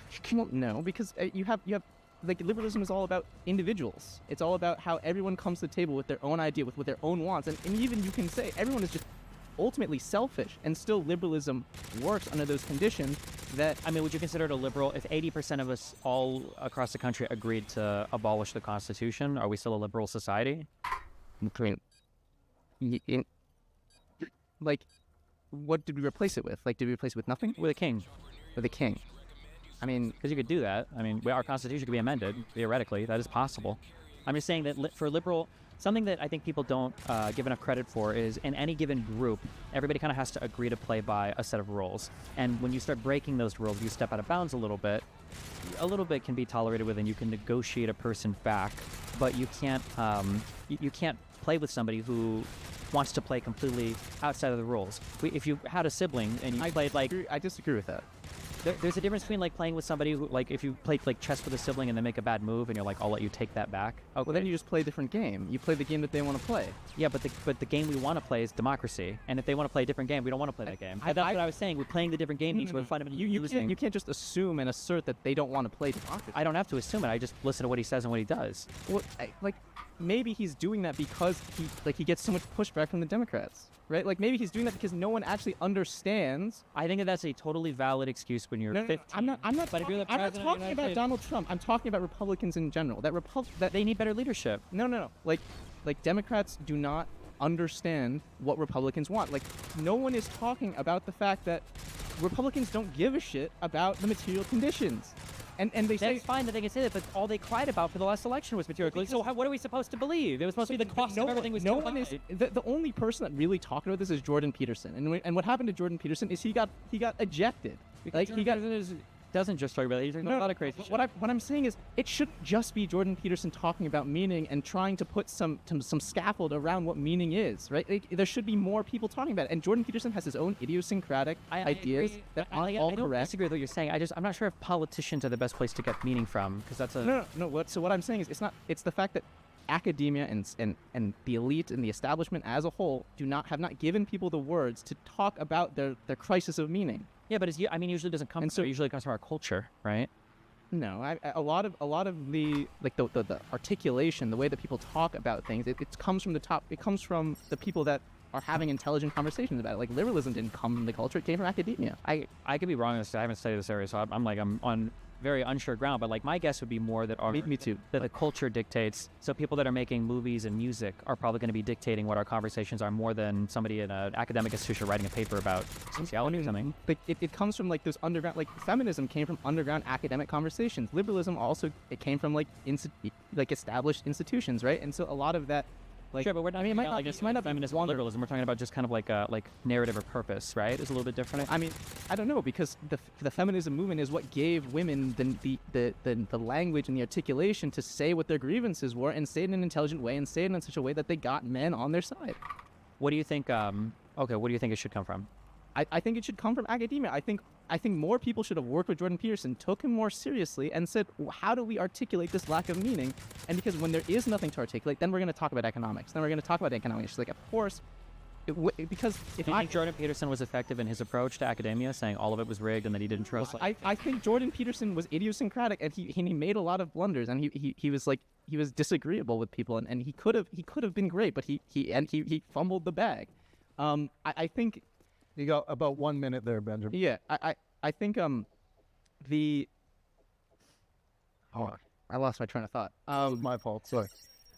Let me see if I. You said Peterson fumbled the bag. I asked you because I feel like it's just so weird because I feel like because Democrats are the only people who are willing to ever self-reflect, that Republicans are just unimpeachable when it comes to questioning motives or questioning understanding people. Because like Jordan Peterson would say that like, well, all these trans people, they just want to make it so that they can compel me to speak about their pronouns in this way. And it's like that's probably not really what most people care about, right? But like, so he's doing the exact same thing, but for some reason it's liberals that have to analyze ourselves for why we're so mean and We don't have to analyze ourselves. We're in control of academia. That's why we have to do it. We're in control of any rational thought. Sure, but like MAGA is literally, I would say metaphorically, before MAGA was opposed to academia. Now, literally, today, Trump is trying to destroy academia. So, This is the thing. so do you think Republicans are going to We be need to fix this. This is critical that we fix this. okay? But right now, Trump is trying to pull funding from places, and he's trying to blackmail places to get them to change their curriculum and everything. So, I don't like it, but I think if we don't do something about it, if we don't moderate, so do you? it's going to get worse. There's going to be. But you think there's a path to redemption, capitulating in the eyes that he's trying to destroy? I don't have time to. I don't have time to talk about it, but I do think there is a path to redemption, like a concrete one. But I think I'll end on. Like I was talking to Trey earlier today, and he was telling me about like he's a very successful guy. Like he's got a job, he's got a family, he's just became a father. So congratulations to Trey. I think, and he talked to me about like he's got 2 houses, he's renting out one, and so it's like, but he feels the economic strain. And so how is someone like that, someone so successful, feeling economic strain, feeling rising grocery prices? How is he feeling that? And I think it's because he feels like. And I think I feel this way, that what are we aiming toward? What are we angling toward as a society? Like, what is beyond just this material wealth? And it's, and the thing is, of course, if you have enough money, you can create your own meaning. And so it's like when prices start going up, when housing gets harder, it's not that we're struggling to survive. It's that it's eating into my ability to go beyond, to really tell a story that I'm proud of, and I think that those beyond me will be proud of. And I think that is something that we really need to think about more rigorously and try to give that language to everyone, so they can say something beyond just, I don't like inflation. Okay. All right, Benjamin. Thanks a lot. Excellent. Hey, how's it going? Do you know what's really fun? Making a website on Wix. Hey, we're How Ridiculous, 3 childhood friends and digital content creators that do epic stuff from Perth, Australia. We've got about 50 million followers. We're in the billions of views, and we're a small team. We always felt like our content was all about entertainment and being fun, but there was also this, sort of professional business side. One of the things that we knew was basically... Nice to meet you. What's up? Yeah, great. There we go. Yeah, good to meet you. Yeah. So, pull your mic on it? Oh, yes. Yeah, thank you. Good. Yeah. Okay. So, a lot of people have already made arguments that I'd come prepared with, but one thing that you said with Ben there was that politicians shouldn't be a source of meaning for people. And maybe that's right that they shouldn't be a source of meaning, but it seems like people vote with their values, and their values are attached to where they draw their meaning from in life. And so, when you say that, I just want to understand what exactly you mean. Well, you can vote for somebody because they share your values, but I think it's probably not a healthy thing if we're like looking to politicians to also be like our cultural leaders at the same time. That probably leads to a lot of unhealthy political, like external negative effects, like culty behavior, I would say. Okay, so how is it that we would then get politicians to embody our values, enact them? And they can embody them and act them. I just don't know if they should be the ones like dictating our morals to us. Like, ideally, you want them to be a reflection of your values, not the ones giving them to you. Sure, but in a two-party system, ultimately, you're going to have, like, a divide, very binary, and people are going to end up looking to whoever it is that they're supporting, right? Blue no matter who, or I'm always going to vote for Trump because fuck the Democrats, whatever side you fall onto. So people are going to naturally fall into that, and we can argue that philosophically that's not a good way to find meaning, and I don't think well, no, people I think everybody's understanding. if you vote for somebody because they align with your values, that's fine. I'm just saying that you shouldn't be getting all of your culture and all of your meaning and all of your value from a politician. These things come from like friends and family. They could come from, if you're part of a religious movement, they could come from some type of like media that you consume, books or philosophers that you read, or movies or TV shows that you watch. Like these are the places of where you find like meaning and stuff. Hopefully you don't get that from like a politician. I think that's really scary. Okay. That's what I'm saying, yeah. Okay. They can align with us in terms of values, and we could vote on people and with our values because they align with us in our values, but it's not like, you know, like I really want to save the ocean because AOC made me feel like I should be an environmentalist or something. Totally, fair enough. So Trump, the MAGA cult, right? Clearly you look at somebody like Benny Johnson, who, 7 months ago was talking about bread prices and egg prices and all this stuff, and now he's saying it's patriotic to lose money, right? Something that I heard you criticize him for. Yeah. But isn't it the same when you look at, say, 12 years ago, 15 years ago, something like transgenderism? Nobody was on board with that. And now it seems like almost everybody on the left is on board with that to some pretty extreme levels, right? Whether it be sports or change rooms. And that may be totally fine. But where did those values come from? They didn't believe that 15 years ago. Suddenly in 2016, everybody on the left was pro-trans or whatever. I don't think it was suddenly. I think that it's been like a slow evolution of like LGBT stuff and then LGBT stuff over time. I don't think it was like an overnight, now we all are super pro-trans. I don't think that's the same as like Donald Trump saying something at 9 a.m. and then at 12 p.m. saying the complete opposite and everybody being on board with it. I think there's a lot of difference there. Like beliefs and views are going to evolve over time with people. I would imagine people on the left will probably be more progressive as time goes on socially. People on the right will push for their stuff socially. It just, yeah. Okay. So I wouldn't say that it's like your values aren't rooted in some time period, and if they change at all, it was like a sudden, unpredictable change. Okay, so Trump embodies an extreme example of what you're talking about. Well, I think it's fundamentally different. I don't think the thing is, the problem is that one, it's hard to listen to any MAGA person talk about the things they value or believe in, because it feels like at the end of the day, what they actually value or believe in is whatever Trump says tomorrow. So there are no like limiting principles. Like one of the things we would debate a lot for economics, and people were talking about presidential people would bring up, what is the economy going to look like under both people? And I thought, largely speaking, the Democrats ran it way better. And sometimes people would give me this, like, what about when Kamala said that she would do a wealth tax or tax on unrealized gains? And my response would always be, I think that's so beyond stupid, I'm not even worried about it, because there's just no way that she would be able to do it. Because if she were to go in and try to do something like that, every economic advisor, whoever the Treasury Cabinet, like everybody would say, like, this is so stupid, you're not doing this, it's dumb. And she'd be like, oh, okay, fine, because that's just how the Democratic Party operates. Whereas Donald Trump, we've seen what Donald Trump has done. He'll literally, from hour to hour, can change stuff internationally in ways that we didn't even know were possible. It's so abhorrent. But all the Republicans seem to more or less in the media and in the political sphere are in lockstep with his messaging no matter what he says, even if they've got to change what they said a few hours earlier. And that's really scary, I think.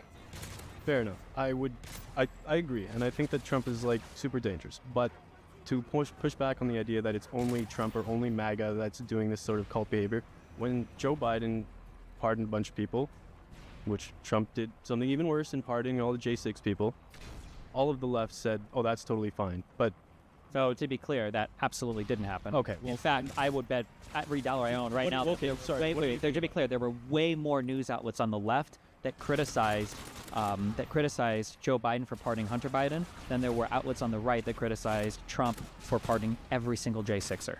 Fair. You're right. So it's not even remotely close, yeah. But okay. Okay. But would you concede that there is an element of that in the left, even if there's way worse on the right? Way worse with Trump, way worse with MAGA, that there's an element of that cult behavior when people that would have been principally opposed. The problem is that like there's a threshold that you move past where it's not really the same type of thing anymore. So for instance, if somebody were to drink enough water to throw off the sodium balance of their body and they die, right? Okay, well this guy just died drinking too much water, it's not good. Would you say, okay, well sure, he had that unhealthy behavior, but would you agree that you engage in some of that too because you drink water? It's like, well, not really, no. Like, is there going to be some level of, like, people that follow around political parties based on what people say? Like, yeah, that's going to happen to some extent. But the Democratic Party, if anything, has the exact opposite problem where they're way more self-critical than they probably should be. And the Republican Party is lockstep in a way that, would make Hitler jealous in terms of, like, when one guy says something, when Trump says something, you've got the entire eco-media sphere of the entire Republican establishment repeating the exact same talking point within, like, 2 minutes. Like, they're all part of the same except signal group or something. Hey. Good save. So The certainly fuck is not wrong trying with to his argue mic? that what Donald Trump's MAGA cult is anything like what the left cult is, but you got to meet people where they are. It's something like what Ben was talking about, which is that people on the right, for whatever reason, do not trust the establishment. I mean, people on the left don't trust the establishment, but if you're describing, all of MAGA as this cult, and you're saying that they're all like this, I know, this it's is just the only fucked up. reason they This voted game for is Trump so is because bad. they're in a cult and they'll believe whatever he says. There's people like that, right? Benny Johnson, but Well, we just need more honesty. Here, we should just enforce more honesty. That's what I say. So if people on the right want to say they don't trust the establishment, okay, and that's why they're all anti-vaxxers now, that's fine. But no more Ozempic, no more Viagra, no more no more diabetes medicine, no more insulin. Like own it or don't own it. It can't be this like I don't trust any of these people except holy shit, I'm Alex Jones and Ozempic is out and now I'm fucking the big pharma #1 consumer, so I can lose 200 fucking pounds in a year, and then the next day it's like the second kid died of measles in Texas. I mean, who cares? It's 2 kids, right? Like that's it's unhinged or unreal to me that supposedly there are illegal immigrants killing people in this country every single day, but for some reason the only person I ever heard about was Laken Riley dying. I don't know why that is the case, and they so hyperfixate on that trans athletes and illegal immigration has to be the #1 thing that we talk about. But how many thousands of people died from COVID for not getting vaccinated? Something that was so easy and so dumb. That's the big issue. Is I don't even know what people mean when they say things like that. Like I don't trust the establishment. Really? Because out of the final thoughts there, out of the people that have been on stage so far, how many of them encapsulate this MAGA cult person that you're describing, or this group of people? Because I don't feel like there was. Well, I'm not going to say who, but there seemed like maybe one was on that side. Well, it's harder because you're drawing from an audience of my fans here. But the problem is that you have to get into testing with examples to prove it, because somebody can sound really reasonable until you start asking them questions where the rubber meets the road, and then you find out, okay, well, this is ridiculous. Right. So I guess final thought would just be I just think that your characterization of that MAGA cult side is overly broad, and I think that people on the right do that about the left, much in the way that you were pushing back on some of the statements that I made earlier. Okay. All right, put it together for Mr. Burnett. Thank you. Hey, how's it going, man? Okay. Okay, wait. Yep. Okay. So one of my biggest problems that I had was watching you on Piers Morgan after the Trump attempted assassination. I think you can see where I'm going with this. So I have the question written out for you. So why is the CEO that's in charge of many lives, the health CEO, why do you have more sympathy for him than you did for a firefighter that died? First of all, I don't even know what that CEO guy's job necessarily was.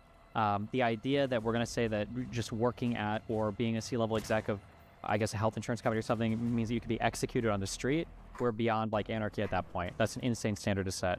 The thing that I don't like about MAGA supporters is I feel like that movement is quite literally, now more than ever, is destroying this country in literal senses, in spiritual senses, in so many different ways. So if there's violence is occurring at these rallies or whatever, it's very hard for me to feel sympathetic, I guess. I don't think anybody should go and kill anybody, but of course, it's such an unbelievably destructive and horrible movement, and it also feels really bad to see all of the Trump supporters. It feels like they're kind of just clapping along with all of it too, which I think is also really strange. But again, this firefighter was also just a working man as well. What's the difference? There isn't much of a difference other than the political view, and I feel like this rhetoric is what pushes a lot of people away from the left. I just so don't give a fuck. Donald Trump in his first term tried to deport every single person that was brought here as a minor under DACA. Those people didn't do anything wrong. Those people are registered with the government. They're not committing crimes. They're going to school here. All of those are good people.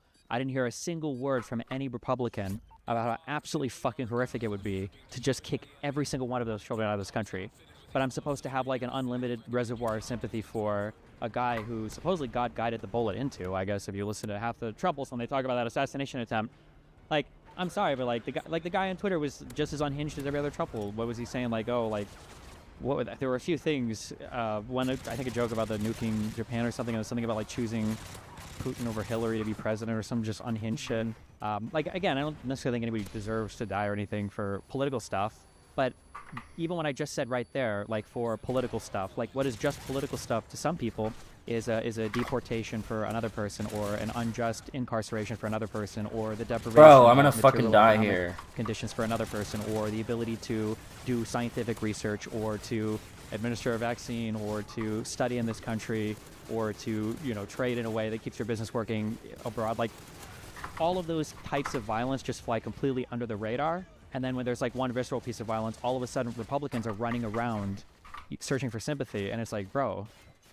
But don't you think we on the left should be like better than the people on the right? Like that's the whole, like, that's our whole thing, like, of like being on the left. Yeah, I think that... the way you be better is just don't be the one that pulls the trigger. But I mean, you don't have to go out here and like endlessly appease people that are shitting on your side, that are celebrating violence on your side, that are clapping like retarded seals every time Ketamine Musk is, you know, on Twitter tweeting out the next retarded fucking thing about some judge. Like, no, I don't think there has to be any obligation. Like, Faber could have made me look really bad, I think, on the Piers Morgan show if he would have just admitted, like, yeah, the J6 stuff was really bad, but he couldn't even do that. It's like, no, fuck, why the fuck you're coming to me for sympathy? Like, fuck you. Like, you made your bed, lay in it, yeah. I guess I see what you mean there, but I mean, like, again, like, even my my dad, he's a big fan of Piers Morgan, and he watched that show and he had no idea who you were, and he literally thought you were unhinged. And I was trying to tell my dad, like, Dad, no, like, I'm a big fan of this guy. Like, he's a good guy. Like, don't he's a good guy. Like, you gotta believe me. Like, but like, I'm telling you, like, these normies, they'll see that, and a lot of people do watch these like hour-long like segments, and I think that's where they get their views. It sounds like really shitty, but then at some point you have to ask, like, what is a culture worth saving? Like, I don't know if I cared to appeal as much to a guy who thinks that like my hold up.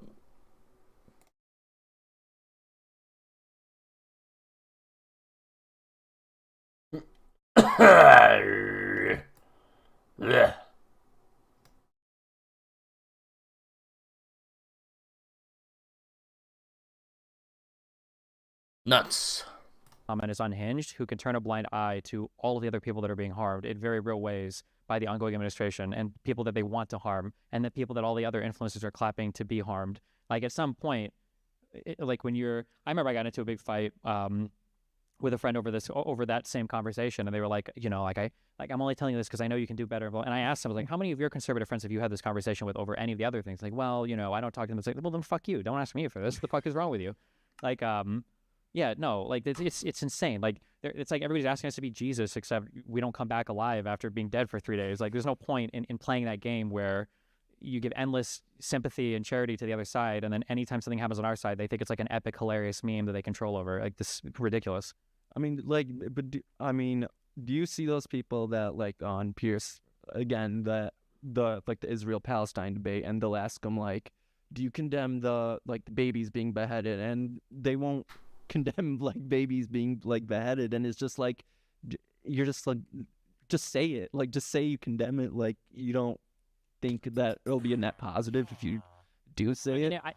I would have to see the particular debate, but I mean, it really depends on what side of the debate you're on. Like, if I was arguing with like a deep West Bank settler and they were asking me to condemn violence on October 7th, I would just condemn the location. I wouldn't tell them that I think they have no right to be violent in any way, size, shape, or form. I would say, I don't know why they were going after people in Israel instead of the West Bank. And that's what I would say. I wouldn't concede anything more to an unhinged person who's, you know, living miles into the West Bank. Much the same that if I was arguing with an unhinged pro-Hamas person, I'm not going to, you know, concede that, wow, it's bad when civilians say or whatever, because these people that are looking for, you can't have like you can't have these one-sided concessions. I don't understand. People don't seem to get that when you just get like one aspect of reality, you might get like a faker picture than what is actually real, than if you had no information whatsoever, right? Like, if you can imagine a prism or whatever. No, what's the thing that's like this, but it's long? A cylinder. I don't know why you fucking said flat. They were confusing me. I was like, wait, what? Sure. If you imagine a cylinder, right? If you look at a cylinder from one side, it's a perfect rectangle, and if you look at a cylinder from another side, from another dimension, it's a circle. And somebody thinks that if they gather information about one of these things, they're like closer to the truth, or they've done a good thing. Like, that's not true. If one side is making concessions constantly, you're not a little bit better than if nobody had made concessions. You're better off with nobody making concessions than just one side. It's like it's a prisoner's dilemma thing of sorts. And if it is the case that maybe someday, if people on the left are so unhinged that they're not apologetic every single time something bad happens, maybe at some point a Republican will stand and be like, hey, maybe we should be less unhinged. But I have never, ever heard that type of self-reflection from the conservative movement ever. So if that would happen somewhere, I'd be curious about it, but I haven't yet to seen it too. I get what you mean. I mean, I get it. But yeah, that was like my only question. I mean, I still disagree with you on there. I think you could just say like it's bad, but. All right. Well, thank you, Shebeg. Thanks a lot. You can shake Justin's hand if you want. Hey. All right. Welcome. Thank you so much. Yeah, you bet. Nice and loud into the mic. Thank you. You got it. Well, I'm on the stage with Destiny. You are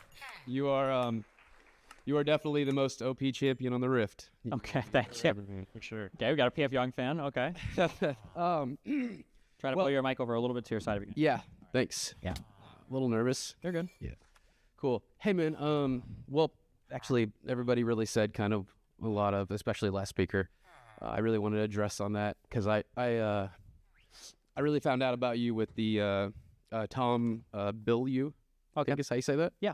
Yeah, that Impact there. that gaming, yeah, that so I found out about that, and and you tend to say unhinged and brainwashed and kind of, and so a lot of what your last speaker was saying, or last speaker here, everybody did a great job. That rhetoric, obviously, it's and what you had said about the firefighter, that was even to hear you talk just now in that moment, where I come from in rural Missouri. I don't see, the Trumps, they're not like that.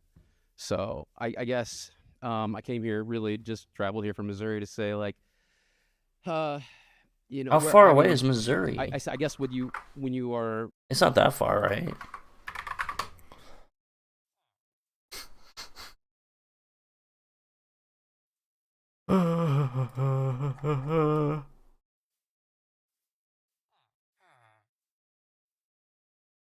It is kind of far. It's like a whole state over, you see? Wait. Hold up. Look. Michigan. Down here is Missouri. I guess that's kind of cool. Going after online Closer than me. Trolls. I don't think that encompasses rural Republicans. And I've watched some of your stuff, like with colleges, when you spoke with colleges, and I thought, man, I wish it would be like more education. And you're just so gifted. Wow, man. And you have the opportunity to, I guess, instead of shame, I don't know how to say it, but I guess what was your thought? What was your thought after the Tom conversation in general? Like that's where you just the way went off? that I feel like if people are upset at things that I say, maybe with some percentage of people, at the very least, I'm forcing a conversation on it, and maybe at some point conservatives can turn that mirror, onto themselves and do a little bit of reflecting. Because I've never heard any conservative give any ground whatsoever when it comes to analyzing any of the harms on their side. And they seem to be clapping for every single thing that this administration does while demanding that the left apologizes for every single thing the left does, even when it's not the left. So like, that's not that world is not sustainable, right? That is always a losing political world because nobody on the left gets any virtue for it. Do you think anybody remembers that that Biden and Kamala disavowed the BLM riots? So they said that rioting and violence is unacceptable because they did say that, but nobody cares. And Donald Trump went ahead and pardoned every single J6er after most conservative media said, well, maybe he just shouldn't pardon the violent ones. He pardoned all of them. Nobody cared. Republicans didn't say a single, there wasn't a word said about that. So if that's the game that we're playing, there is no, I don't believe there's a virtue in losing political power to try to uphold some other virtue. I just don't think that that's good. It's not. Okay. Do you want to be like I don't know. It's like being like the best swimmer on the Titanic. Like, who cares? Like, if the country is like literally sinking into the ocean on the backs of this insane, I would say, cult movement that exists right now on the right, And one of the concerns we have to talk about is whether or not the left is apologetic enough when somebody on the right gets shot or whatever. Like, that's just not the conversation I think we should be having. I think, Okay, so okay, cool. Okay. How about? I think also to be clear on my side, if I heard like a single, because I've asked, or even like one example, if I heard anybody on the right ever say that like this is probably too much, guys, we probably should pull this back a little bit, then I would feel probably a bit different. If a lot of people were saying it, I feel significantly different. If there were a lot of people on the right who were like, when this is being said, this is kind of unhinged, we need to pull this back, but that's not it. It's always like, well, when Trump says it, it's a fucking joke, it's epic, it's hilarious. Dude, I can't even remember. People make a deal out of every fucking Biden like statement. Dude, how many times did we see that picture of the speech that Biden gave in 2017 or whatever, or 2021? Yeah, with the red background. Yeah. Meanwhile, Donald Trump on Easter is literally like a drunk, uncle at Thanksgiving talking about the fucking Democrats, blah, blah, blah, and it's like, what the fuck? And like we're supposed to be the party of more decorum. Like, come on, I think that's insane. Okay, sorry, yeah. No, cool, dude. I just On that note, talk like I'm working at daycare, so talk like this. Sure. Okay, I don't see it. Okay, I think it's been like 3 months. I know Trump didn't do anything the first time. I know it's been 3 months. Or a little over 3 months, whatever. I think everybody in my town is fine. I don't think we're off like you just described it. I don't see it like that where I come from, but I do see it online. Like I totally get you, right? Like online, it's wild, man. I mean, the world you live in, and you're the only man for the job, in my opinion. Wow. But I think that we take for granted how awesome like the responsibility of voting is. Like truly, at every single election cycle, every single American in the United States has the ability to cast a ballot for who they want to be arguably the leader of the free world. And the idea that people just don't know or don't care about what's going on, like our system just can't function that way. It can't be if you live in a rural community and you're demanding all these concessions from the cities or you're demanding all these concessions from Democrats, but you have no idea what Trump is up to. Like that just doesn't work. Our system has to have some minimum level of informational buy-in. So, yeah, I don't know what to say. Like, if people aren't aware of any of the things that are happening, then yeah, that I guess that's kind of why I say that when okay, I know how to kind of go. I do, knowing kind of your arc. I do wish. How do you feel then about the way you spin it? From what I've seen of your content, I haven't seen it all, man, I can't. But the way you spin it, you kind of, I feel like you spin it where you were gonna go with Lex and Ben Shapiro and Jordan Peterson. You weren't gonna, or like that. You went that route and you tried it, and then I got the vibe. It's like, well, I'm gonna go back to attack instead of build the bridge. And I felt like a lot of what I agreed with Tom so much in that interview with you. I mean, you both did, obviously. But, dude, I was like, Tom, like, you're really trying to, like, get it. And from where I come from and where I sit, I guess, I don't know. I just, you're not going to build these bridges. But the problem is these people started to view me as career opportunities rather than the night terror I think I should be to these people. The issue that I have is that, I don't like the fact that I sat with Jordan Peterson and Ben Shapiro and Candace Owens, and I didn't give them 1/10 of the pushback that these people deserve, who are legitimately, again, and the problem is I keep saying this, but I don't think the right understands it, or they just don't care because it's epic and hilarious. Like, these people are destroying the fabric of this country in so many different ways. There's already been so much damage that's been done that we might never recover from, or will take, like, years and years to recover from. And the idea that when I would look at myself on these shows, right, the bridge that I was building, all of the comment sections were just like, oh, it's so cool that we can have conversations. Oh, we had conversations. Oh, okay, well, how about consider something from the conversation? Like, I don't want people to come away thinking like, yeah, I engaged with the left because I heard Destiny go on to Ben Shapiro's show, or with, talking with Ben Shapiro with Lex Friedman, where every single thing I said came true. Every single thing that Ben Shapiro said didn't come true. And I would say that Ben Shapiro is at least as smart as me. He's a very intelligent person, maybe even smarter. This guy's a Harvard grad. This guy's a super smart dude. He's not a dipshit. Nobody's smarter than you, Destiny. So why? Yeah. So I say this. Maybe he might even be that. So why is he giving me these? Why is he giving me answers like Trump might be a dictator, but at least we have guardrails for that? that's not an answer that any serious human being gives to a political figure. But I kind of like, for the sake of bridge building, accept it and move on. And that I don't want to be involved in that anymore. I don't want to give people the illusion that the problem is like normalizing a lot of this stuff too, is it makes it seem like that's an acceptable thing to say and it's not completely and totally unhinged. Okay. Yeah, but well, and hey, I mean, my wife didn't even like why are you going all that way for that guy? Like, I hate that guy. You know, they just like, I don't know. I'd be like, I can't even share your content with somebody because they just look at you as like you're unhinged and you're the brainwashed one or something. I don't know.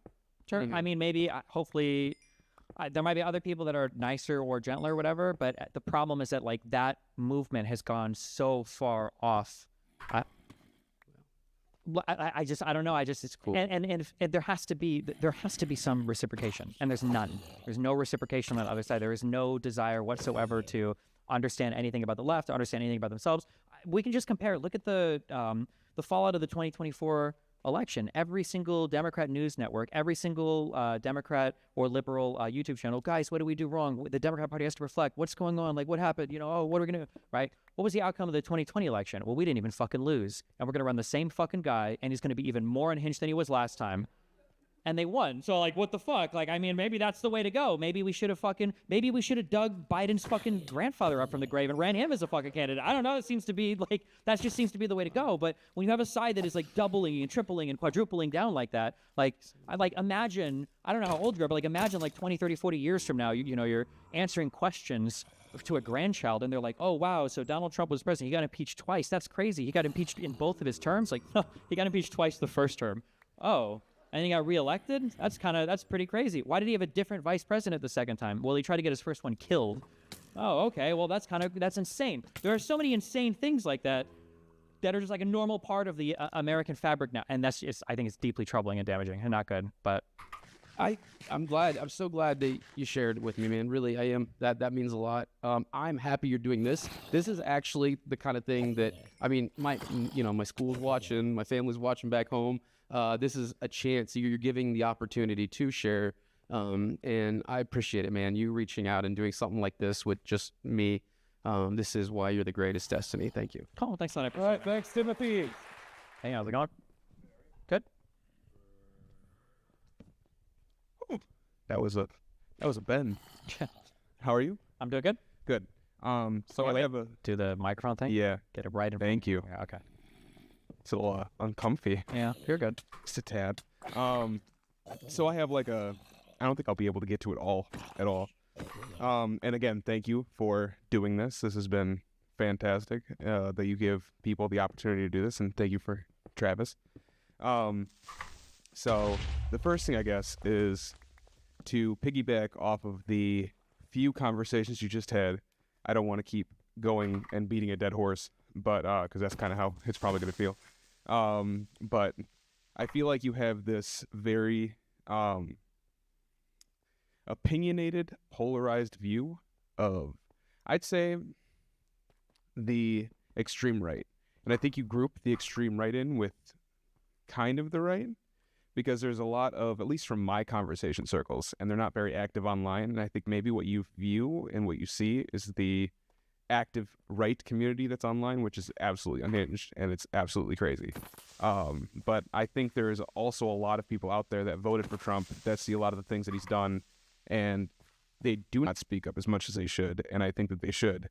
But the few conversations that I've had with people that did vote for him, I am the one included, to where it's, okay, well, the tariffs are a bit crazy, let's dial back, or, okay, well, these maybe the deportations is another thing, along with the fact of the pardoning of the January 6ers. And you also said something earlier about the Jan 6ers, to where you said that nobody on the right spoke up. Are you saying like the right influencers, or are you just saying? Yeah. Okay. Yeah, I agree with that. Because I'm like, there were people that spoke up, but it's just not anybody who's in the prevalent media, which is, again, the issue.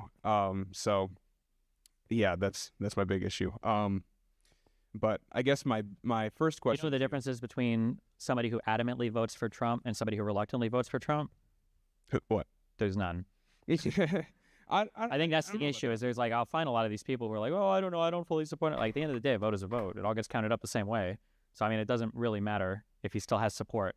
Like Donald Trump is an extremely unhinged, like quasi-fascist, like just an unbelievable person, and I can't imagine what it would be like to even reluctantly vote for somebody like that. Like something is so broken, I think, with the concept of America right now, if that's the case.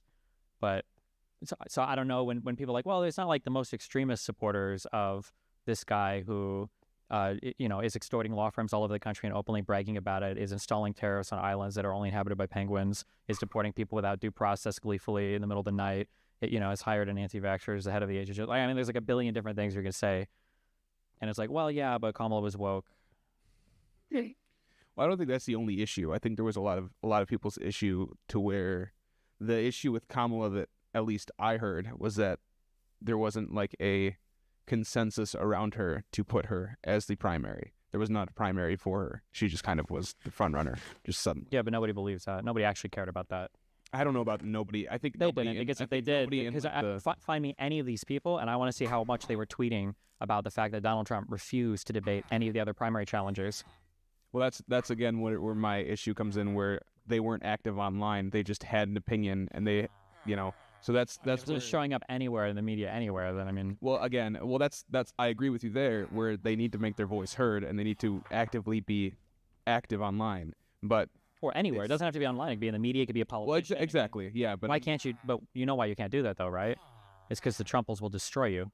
I don't. Well, yeah, they'll try. Yeah, I agree with that. I couldn't say that they'll destroy you because a lot of them are delusional.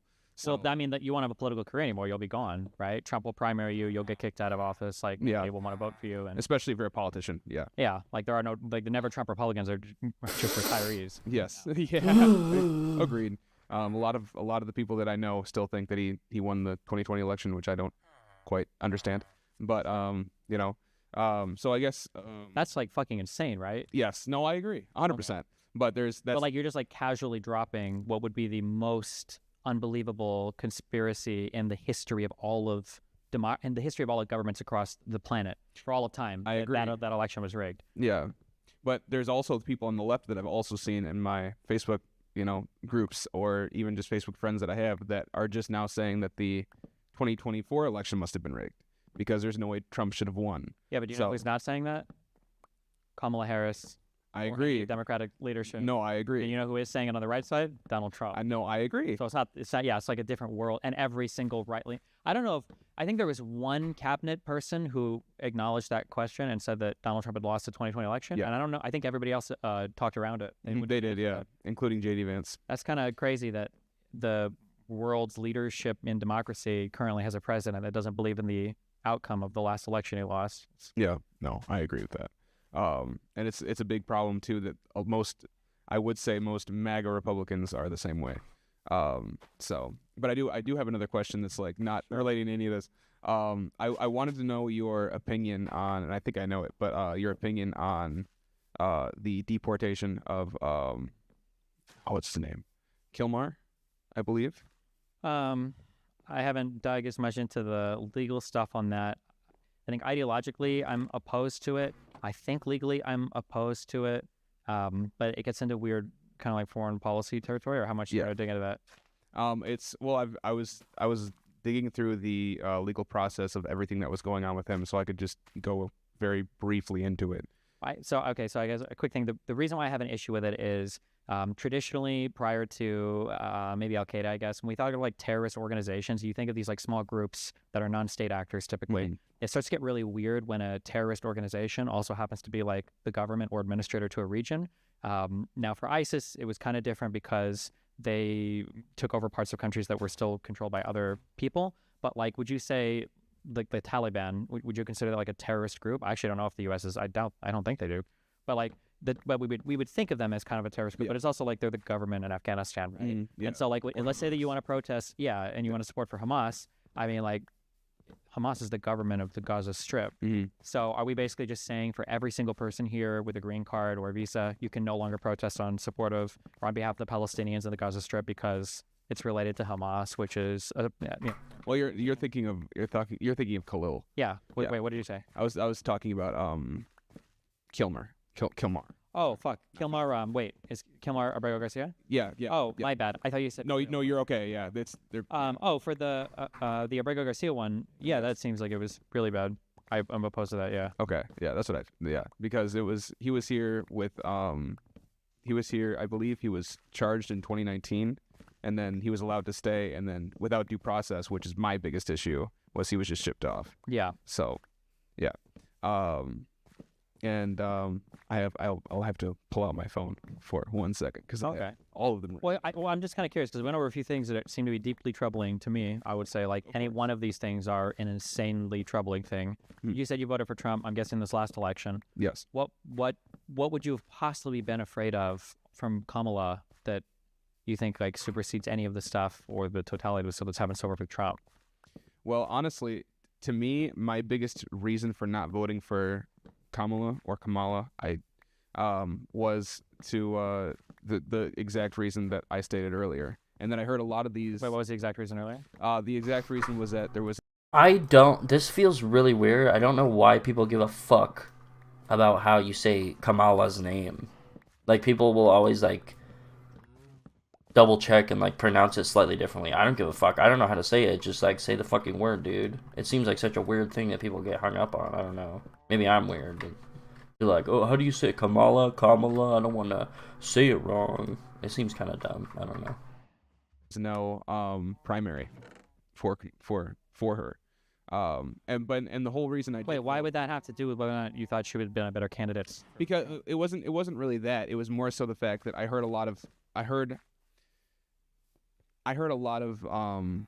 what are the problems, or I guess not problems, worries about Joe Biden from the right when he was running, that he would, ban guns, or about like a lot of crazy things. And then I heard a lot of crazy things about Donald Trump, and I just put them up against each other, and I'm like, well, these things could come true, or we might do okay. Okay, but I'm like curious, if you look at the record, so Trump banned bump stocks. Yeah. Biden didn't take our guns. Yes. So I feel like that's 1 point for Biden. Yes. What was another issue that we were worried about between Biden and Trump? Biden got the infrastructure bill passed. Trump wanted to do that, wasn't able to. Foreign policy-wise, I mean, we were involved arguably with less stuff. There was the Ukraine stuff and there was the Gaza stuff. But we exited Afghanistan, even if it was sloppy. We exited Afghanistan. We weren't involved in the Yemen stuff anymore. We weren't involved in anything in Syria, basically. I'm just curious, like, what was the thing? If you look at the 4 years of each, where do we give Trump points on? Where we're like, oh, I would rather have 4 more years of Trump than 4 more years of a Biden-esque.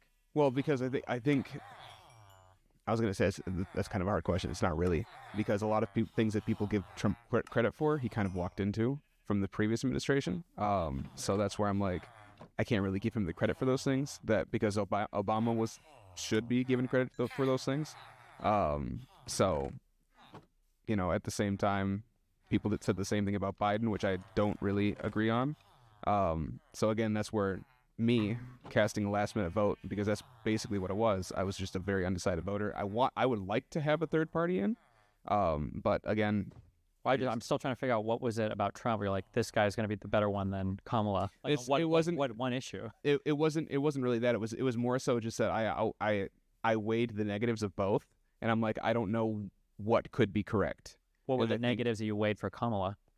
Well, again, the unrealized capital gains, which you said again, which I agree with you. Happen, right? No, I agree with you. That would never happen. Okay. But that's where there were things with Trump where I did not at all anticipate that he would have this gigantic MAGA base behind him. I thought, okay, well, there's got to be someone who will hold him accountable. Didn't he literally say that though coming in? Wasn't he saying, like, we saw J.D. Vance saying he would have supported him on January 20th. He would have voted for him. Oh yeah, yeah. We saw that he was trying to find people who were loyalists to him the whole time. You saw him try to fire everybody in the final weeks of his presidency last time. Mm-hmm. Did we just expect that he was going to fail at everything again, I guess? I guess fail at that, yes. Not fail at everything, but fail at bringing all loyalists in, and maybe it would be a little evened off. Was at least my hope. Yeah, but it just seems crazy to me that, like, we could have either voted for Kamala, and our biggest worry was an unrealized capital gains tax, which probably would have never happened, and I'm just making an assumption here, but I'm guessing you don't have hundreds of millions of dollars in unrealized. Oh no, not at all. It was just, it was just no. So I it's would not love even- that. okay. Yeah. So there was that, and then for Donald Trump, it was like, there's the potential for all of this absolutely horrible, atrocious stuff to happen, but I don't think he'll pick the right people to make that happen. Like, I feel like if I was just looking at both of these candidates without knowing anything about America or elections or whatever, and somebody's like, well, on this side, you got a candidate who might do maybe a bad thing, but probably not. And then this other guy, he could actually be Hitler 2.0, but he probably won't be because you'll have people around him that'll stop him from doing that. This seems like an easy choice. So I'm trying to figure out what is driving us away from one or toward. A really important thing. Is Michigan a swing state? It must have been, right?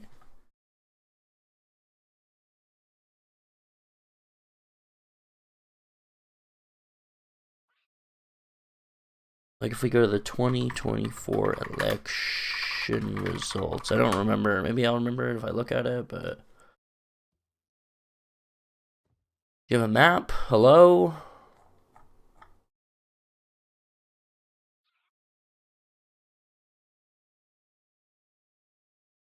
Results by state? Oh my fucking god, please. Yes, I know how to use a map. Yeah, get started. Alright, so... Is that what these are? Yeah, these are like the swing battleground kind of states, right? Wasn't one of these one? Definitely not South Carolina. Guess maybe North Carolina. Pennsylvania was a big one. And yeah, Michigan was a really important one too. That makes a lot more sense why he would specifically be going to Michigan. Maybe he'll go to all these other ones like Wisconsin, Pennsylvania, Georgia, Arizona, Nevada. That'd be sick. Towards the other. It's mainly just, I guess, the driving factor was just the hope behind it. So they're just the hope of that that wouldn't happen. Well, no, but what would happen? It was a hope that he would show up and die, or what is like the hope? What are we hoping that would happen? No.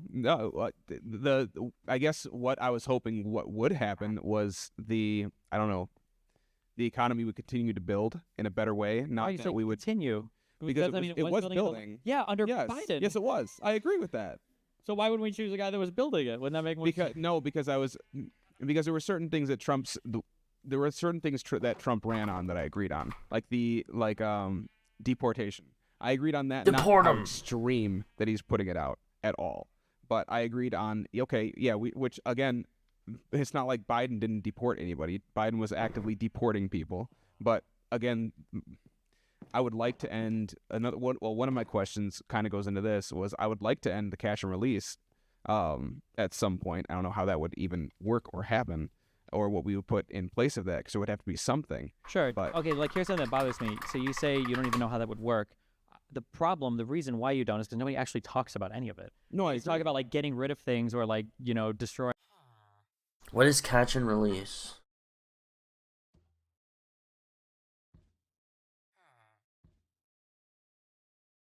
Catch and release immigration, maybe?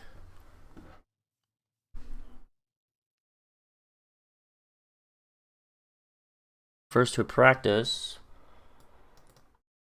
of releasing immigrants to the community while they await hearings in immigration court as an alternative to immigration detention.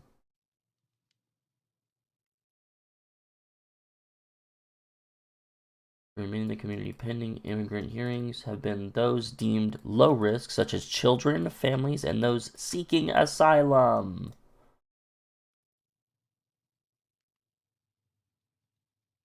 Like, there's no way. I've looked this up before. How many illegal immigrants are actually coming in? And you can't count them all because they're illegal, but there was like... It was like less than 100,000 that had been caught. And people are saying it's millions every year. Like, there's millions of asylum seekers, I think. But not illegal immigrants. I don't know. We're getting off on a tangent. During our immigration policy, whatever. Say cash and release at some point. I don't know how that would even work or happen, or what we would put in place of that, because it would have to be something. Sure. But okay, like here's something that bothers me. So you say you don't even know how that would work. The reason why you don't is because nobody actually talks about any of it. No, they talk about like getting rid of things or like destroying our immigration policy, whatever. It's like, well, what are we going to replace it with? Like, what's an actual solution? Well, I think that's an issue. Is that like there was a border bill. For whatever reason, Republicans decided they didn't like it, even though it was a Republican bill for helping border stuff that Trump didn't want passed at the end of Biden's term. Well, now are we past 100 days yet for this term? We still have no legislation relating to the wall at all. Nothing related to the border. Nothing related to asylum. Like, really, we have nothing. There's no legislation at all, I guess. So, like, what happened? Do we not care about that, or it's not? I guess because it's like fuck it. I mean, not me, but Trump, yes. And that's again where one of my biggest issues comes in. Is that well, but then I'm also trying to figure out this too, because this is so hard. So people get mad at me, and this sounds mean, and I don't mean to sound mean, but like sometimes I feel like people don't have the real problem. They just talk about things that they think they have problems with because the media's told them they have problems with. Okay. Now I don't know. I'll be honest. Okay, because the only thing I know about Michigan is you guys cheated in every football game. Okay, against Nebraska. All right. Fuck Michigan. And Alabama. The thing I'm perplexed by is that two things that you're voting for are voting against is you're voting against unrealized capital gains tax, which I'm guessing you don't have millions of, and then you're voting against border illegal immigrant stuff. Is Michigan a popular destination for a ton of? Yeah. No. Actually, this seems like a far way to try. I'm like, what is actually going on here? Now, if you would have told me, I think that I think we could have expanded our Great Lakes by taking over. If I wanted to build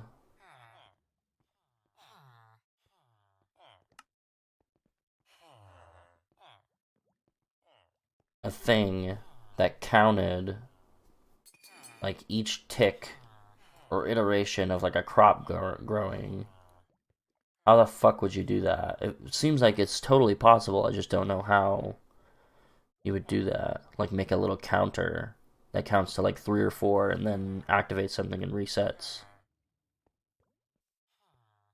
Do I have to use some dumb like extra mechanism, or is there something that'll just count it? I feel like I'm gonna have to use some random bullshit.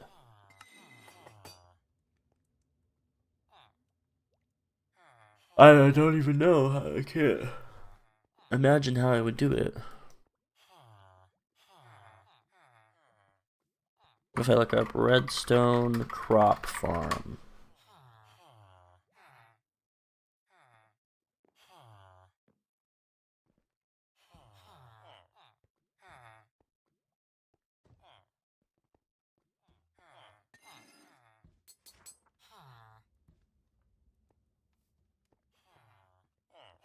I don't want no semi-automatic crop farm. I know that you can make a semi-automatic one. That's what I made over here. It like automatically harvests shit. You just put water down and it dumps it all to the side. But there has to be a way. Look. Fully automatic redstone farm or redstone crop farm. This looks the exact same. Is it possible to build a fully automatic wheat farm? Plant the seeds and farm the crop.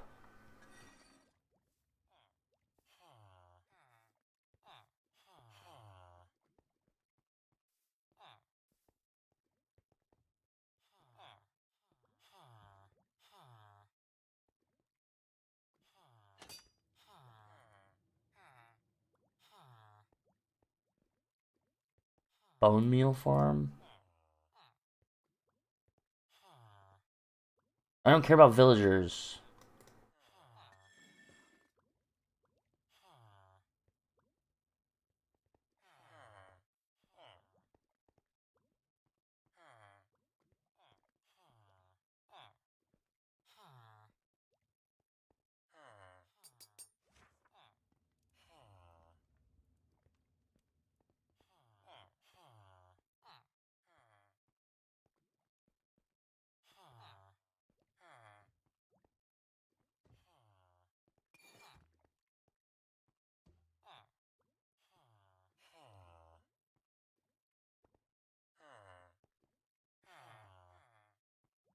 This is so stupid. Maybe I'm thinking of it in an inefficient way, but there has to be a way that I put an observer up here that stares at this crop, and every time this crop progresses, it outputs one thing to a counter that goes 1, 2, 3, 4, 5, however many fucking phases there are for this crop to grow. And then on the 5th one, it harvests the crop and dispenses a new seed and then resets the counter. There has to be a way to do that, right? Or maybe that's not how dispensers work. Or do you use a piston for it? Hold on, let me build a piston. Because that is how you would normally... Fuck you. Like, look. Oh, fuck you. Oh, wait, no.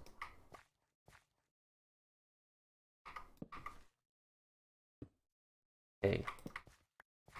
So if I do this, it breaks it.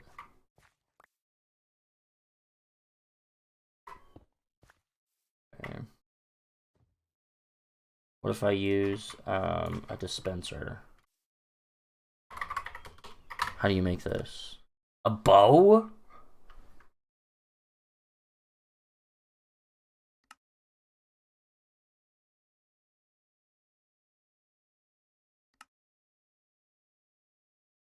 What's a dropper? What does that do?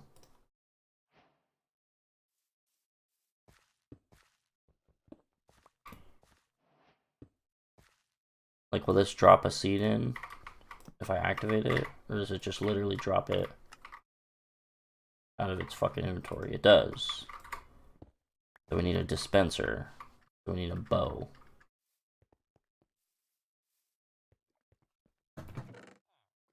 String. Don't I have an archer? Who the fuck cares? Need to try this real quick.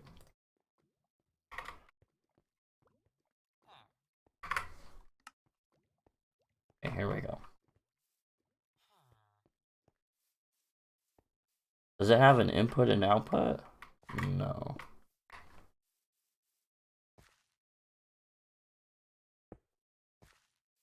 I know that if I put this here, it should plant it, right?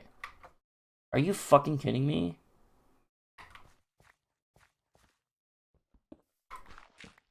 What am I doing wrong?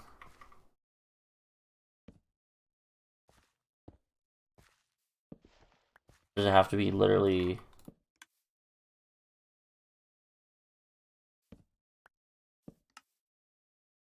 No, this does nothing. So what the fuck am I even doing here? Who the fuck knows? Over, you know, fucking Toronto or something. Okay, well, I kind of get it. You're closer here. We're closer to the Canadian border. Makes sense. No. Little dictatorship. Yeah, sorry. And then, I think you might go so. But so, yeah, I'm just. What the fuck is the difference between a dispenser and a dropper then? Because it seems like they do the exact same thing, and I know they don't. Dispenser versus dropper.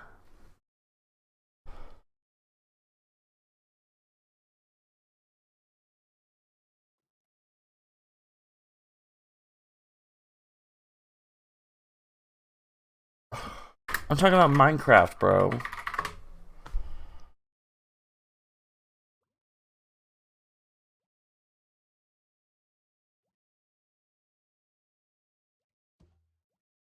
Shooting or placing blocks. Can dispensers plant seeds? No. Well, then what's the point? Bro, there's no way to actually do it. Okay, then I understand why everyone said that there's no way to do it. That makes sense, I guess. Fuck it.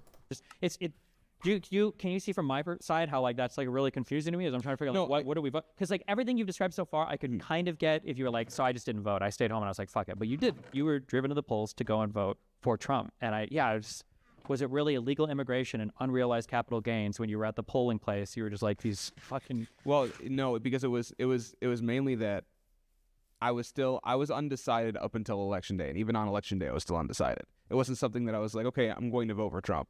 Most of my friends, I told them running up to the election, there's no way I'm voting for Trump. But then I was trying to see who would be in place for Biden. I didn't want to vote for Biden. I wanted to vote for somebody else who I thought was more coherent at the time than Biden. And that's So what I was Trump. hoping for. And I saw Kamala get put up. And I'm like, okay, but I don't like the way she was put up. On top of that, she's running off of a lot of things that kind of Biden ran off of. And I just kind of feel like it's going to be a copy and paste. And I would like somebody to have more of a, not that Trump didn't do that from his first term to his second term, but it's more so of I was still undecided at the polling. So I wrote at this point, I would say that I slightly regret it. But yeah, I voted for Trump. And that there is a lot of things that I went into with that. And I was like, okay, well, hopefully the best outcome comes from this. And that's, if anything, I'm not in control of what happens. So I would like for the best outcome to come. Any final thoughts? I don't know yeah. Well, yeah. I mean, I appreciate the talk. Yeah. No, Cool. I would like to. Thanks a lot, Josh. Everyone, big round of applause. Hey, how's it going? Great. Yeah. Love your pit. Thanks. Thanks so much for the opportunity. Nice and close to the mic. Thank you. Best. Yep. Yeah, sorry. So I wasn't really planning on debating today, but I can't help myself but yap. And when I saw that someone left, I figured I might try to take my chance. Okay. So I'm pretty dyed blue. I'm a big fan. I'm a Democrat fan. I voted by Biden and then voted Kamala. But I think there's one policy that Trump and his team has been espousing and implementing that I think actually is good in the long term. And I think that you on your stream, you've been a little myopic regarding this topic. So what I'm speaking about specifically is tariffs, particularly against China, but more generally to try to bring manufacturing home. Now, I don't think these tariffs are going to work because they're all basically like EO and they're going to be gone in 4 years. But America doesn't have any manufacturing capacity anymore. And if a war goes hot, a lot of analysts surveyed by the Atlantic Council increasingly do believe in the next 10 or 20 years we might have some kind of World War III scenario. Like,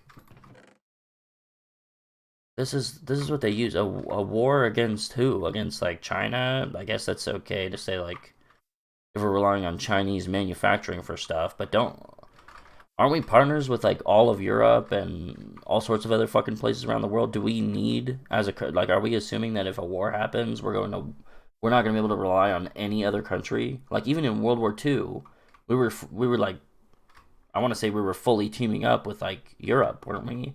Besides the fucked up parts of Europe, I guess. Like, we always have partners that are helping us out. I don't know. And then also, like, why are we, I don't know. Do we need to assume there's going to be a World War III? That's, like, a huge step backwards. To the point where, like, we're literally preemptively preparing for it and, like, in a way, we're destroying the world that we've already created that, like, avoids World War III. For what? It's not fucking happening. I don't know. I don't think America is going to be up to the task of industrializing to fight a belligerent China. And we don't have basic ass manufacturing, like people working in the mines and like putting together basic shit, but I'm pretty sure America has like pretty impressive I don't know what you want to call it, like a manufacturing industry. It's just on more complicated shit. Like, doesn't Tesla have all their stuff set up in the US? I don't know. Block. I think that there might be arguments for and cars. Don't we manufacture cars here?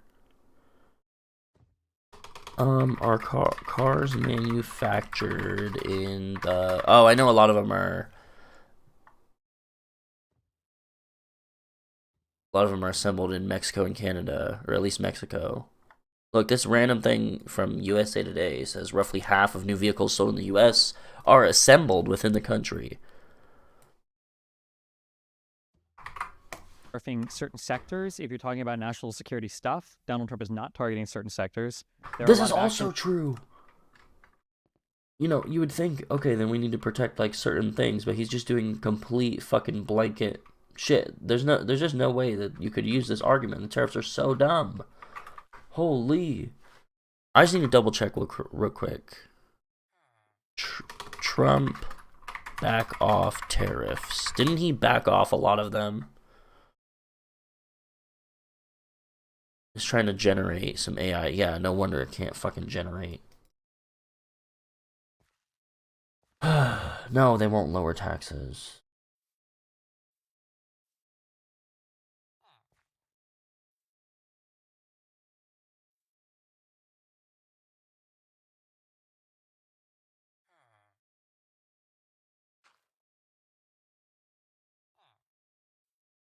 Trump walks back some tariffs during historic market rally. What does that mean? Do I want to read this whole thing without supporting? Fuck you. Why is it? It's trying to sell me shit, bro. Just because I played the game a little bit? Fuck you. Steam is selling my information.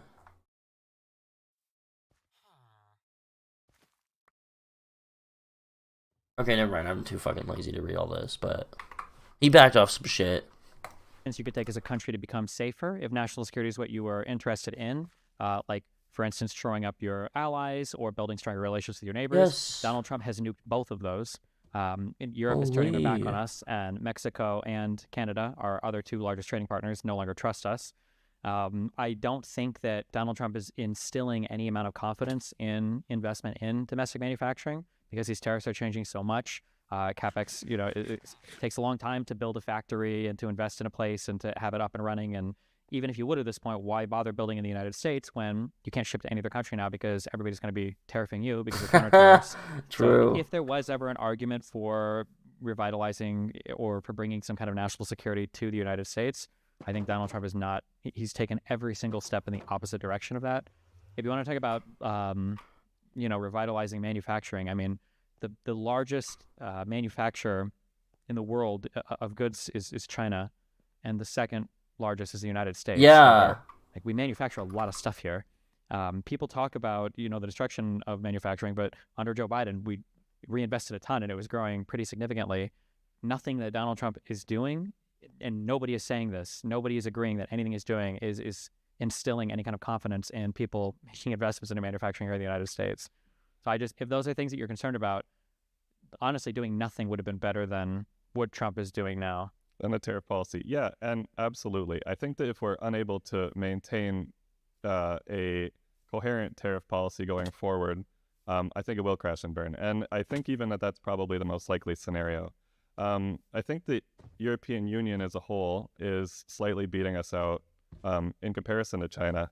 But because the European Union no longer has, or is beginning to distance themselves from the United States, they've actually implemented a $900 billion, rearmament policy, which I think is a much bigger step up in ensuring, European defense. Yeah, but that hurts our defense, right? It hurts our defense in what way? Well, now they're not buying stuff from us, so our military-industrial complex is hurt. We're no longer going to be coordinating with them the same way that we would have, like, when we do NATO exercises. So our ability to coordinate warfare on a global scale is going to be hurt. Our ability to work with people in an intelligence capacity, like we do with, like, Five Eyes, is going to be hurt. So our ability to ward off threats and see stuff like that is going to be hurt. Our ability to rely on people to come and help us if we did get invaded or if something would happen to us is going to be hurt. Like, that hurts us in every single way. Wait, It's why? kind of like saying, like, our household is, like, running out of money, but my 11-year-old child went out and got a job, and I think it's going to help us a lot. And I think in that case, something's probably not working. Yeah, absolutely. I just want to relook at that because something that I generally think is, I guess I haven't thought about it too much, but it doesn't seem like the worst idea for Europe to spend more of its resources on building its own military, especially because so many people complain about the U.S. military being so huge and expensive. I'm not against the U.S. military. I think it's super badass and it's super good that war is badass, but I mean that the U.S. like is the one that gets to lead the world and like have all the force behind it. But I don't know. Let's see what the fuck are they talking about. I think those are things that you're concerned about. honestly, doing nothing would have been better than what Trump is doing now. And the tariff policy, yeah, and absolutely. I think that if we're unable to maintain a coherent tariff policy going forward, I think it will crash and burn. And I think even that's probably the most likely scenario. I think the European Union as a whole is slightly beating us out in comparison to China, but because In what way? the European Union no longer has, or is beginning to distance themselves from the United States, they've actually implemented a $900 billion rearmament policy, which I think is a much bigger step up in ensuring European defense. Yeah, but that hurts our defense, right? It hurts our defense in what?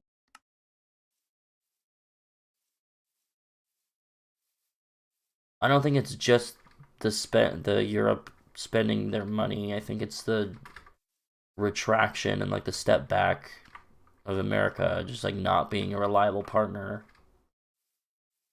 I think that's kind of what he's saying.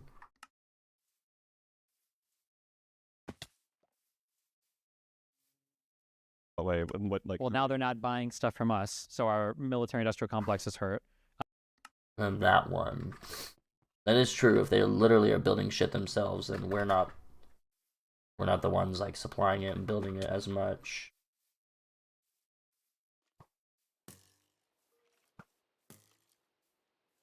That worth it? I don't know if it's worth it. It's like definitely a change.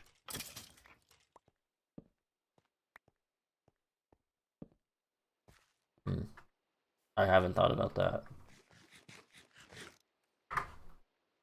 We're no longer going to be coordinating with them the same way that we would have like when we do NATO exercises. So our ability to coordinate warfare on a global scale is going to be hurt. Our ability to work with people in an intelligence capacity, like we do with like Five Eyes, is going to be hurt. So our ability to ward off threats and see stuff like that is going to be hurt. Our ability to rely on people to come and help us if we did get invaded or something would happen to us is going to be hurt. Like that hurts us in every single way. It's kind of like saying like our household is like running out of money, but my 11-year-old child went out and got a job, and I think it's going to help us a lot. And I think in that case, something's probably not working. Yeah, absolutely. So I think my concern would be, and on top of all that, just one more thing. Trump is asking for a $150 billion increase in the Pentagon. So what if Europe is stepping up so much? Then why do we have to ask for even more of a budget increase on our end for our own military stuff? Like none of it makes sense, I think. Yeah, true. Yeah, I'm not suggesting that Donald Trump's tariff policy as it currently stands, well, I don't think really any of his policies are super sensible. But I feel like he's introduced the idea of stronger tariffs, and especially against China. I hope a number of them stick. I mean, I can introduce the idea of parachutes by pushing somebody off a building, but that doesn't make it a good idea. Right. Like, I guess none of the goals I think you set out all of them are being pushed against now, right? The United States is probably less secure right now. Would you agree with that? If we are less coordinating with Europe, if less people are buying stuff from us, I think some people have already canceled like F-35 orders and stuff. So we're probably less secure. We're shipping and coordinating less militarily with people. We've made people to the north and south of us feel very uncomfortable because Donald Trump kept talking about taking over fucking parts of Canada or Greenland. Yep. Okay. So I feel like we're less secure now than we were before. Well, so here's my problem, right? We have a number of really high-value military assets, but they take a very long time to build. And I think the war in Ukraine, we've seen they can be defeated by mass-produced, like low-tech, like en masse, like for instance, like the FPV, like drone assaults. So the drone assaults are really good at defeating, no offense, but like Ukrainian soldiers that are doing battle from ditches.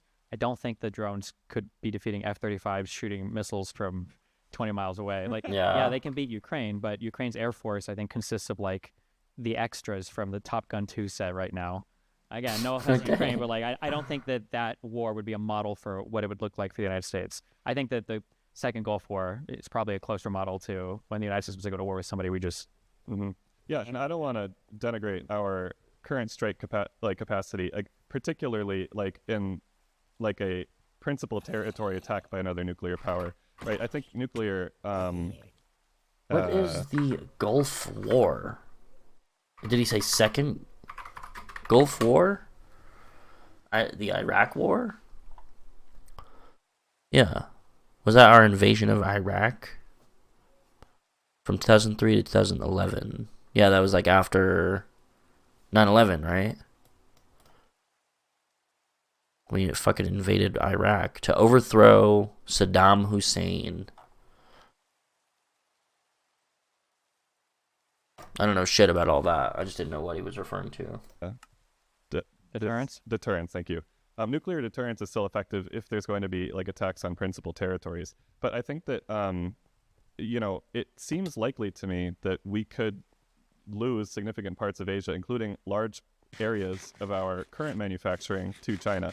Vietnam isn't a nuclear power. I think it seems like they are actively planning to engage in combat with Taiwan and try to take that country over. I think generally, if we don't have a lot of this manufacturing back home, even for like more simple machines, I don't know how we're going to be able to say that an even larger Chinese. Sure, let's say that I bought all of that. Wasn't Biden's CHIPS Act a better idea? Yeah, the CHIPS Act is critical. So then it seems like even in that, if that was something we cared about, Biden would have been a better choice than Trump. Mm-hmm. Yeah, but I think that Biden would have continued to pursue. Now, I would still vote for Biden today, but I think he would have continued to pursue, multilateral trade agreements with China as a manner of appeasing them and trying to bring them into the global, sort of trade alliance. Well, and also probably it's also good for our consumers and our manufacturing and everything as well, right? Yeah. So I think that China is good for manufacturing and that it's a massive skilled labor base. But I think that the Chinese government is actively hostile to ours.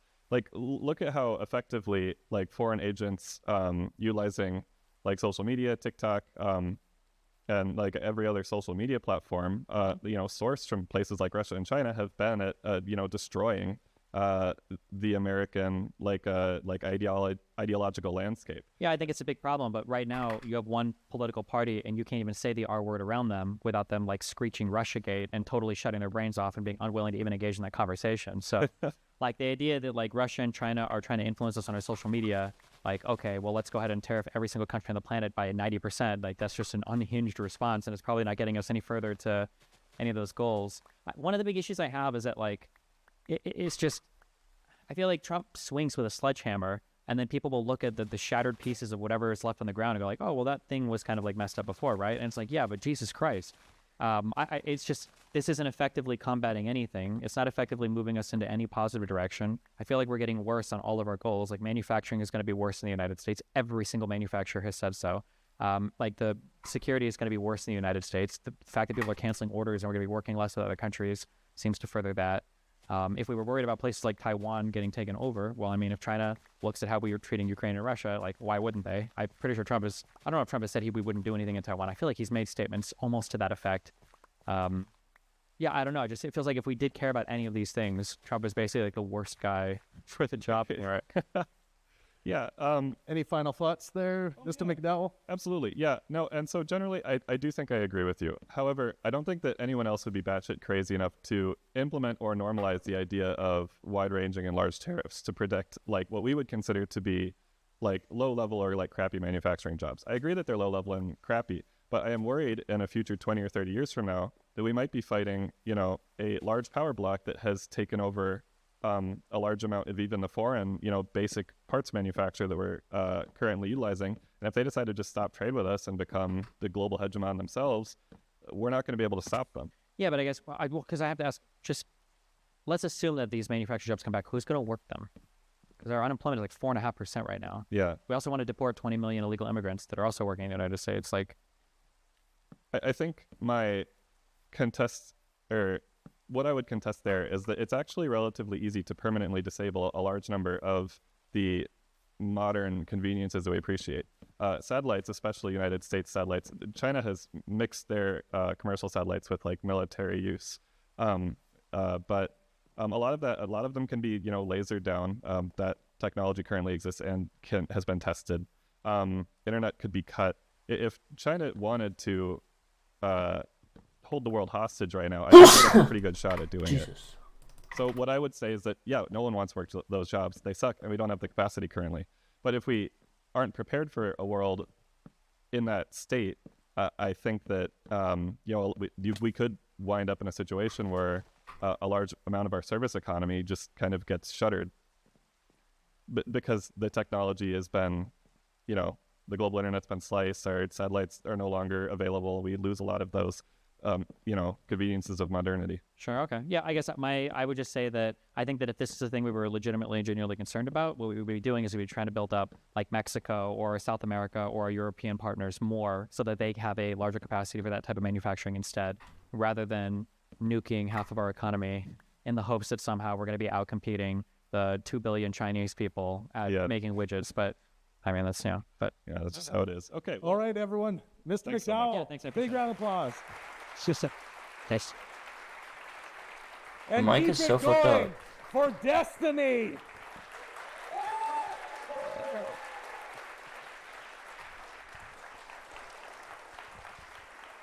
Well, Stephen, thanks so much for doing this. I think everyone really enjoyed this tonight. Yeah, you guys like this format? Yeah. And everyone on YouTube, there will be in our Discord server, so head over there, say hello. There will be a bunch of rooms open up where you guys can discuss the event here tonight. The easiest way to get there, go to youtube.com/Pangburn, and our link to our Discord server is there. We're going to give Stephen a 5 to 10 minute break here, and then we'll do some poster signing, and I hope you guys join us for that. Thank you so much for joining us tonight. It's been a real pleasure to be in this room with you guys. So thank you. All right. Yeah. The mic is so fucked up. What is that? What? It sounds like a robot. What is this?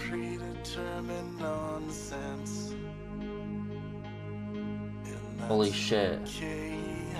He has to sign that fucking picture of him over and over. How sad. Is he just promoting his song here? We're recording him. Look at that fucking nerd, dude. With the glasses. Ooh.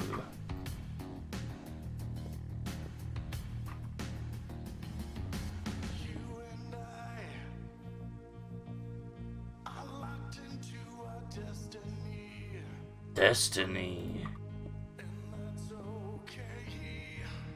We don't need this whole thing out here. Not okay. Athletes foot cramping your style? Yes. Step it up with Lotrimin Ultra 1-week treatment. I'm good. That's a Lotra win. Crazy video. That was pretty fun. I know that had been out for a bit, but I hadn't watched it.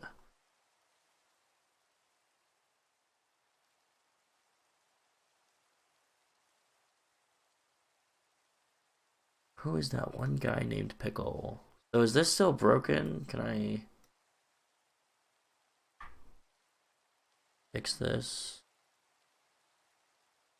A little bit too far this way. Why do we have a billion fucking channels?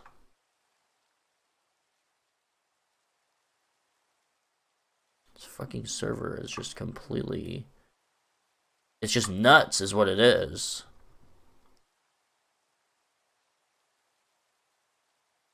No fucking way.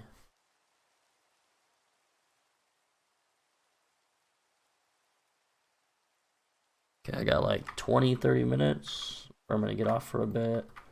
I'm trying to build this little outpost house right outside the big wall.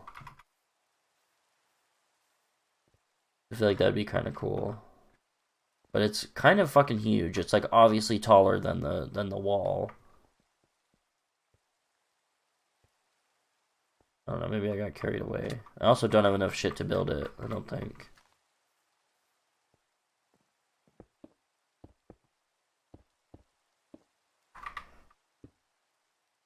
Could maybe do that. Doesn't look too dumb. Yeah, that looks pretty good.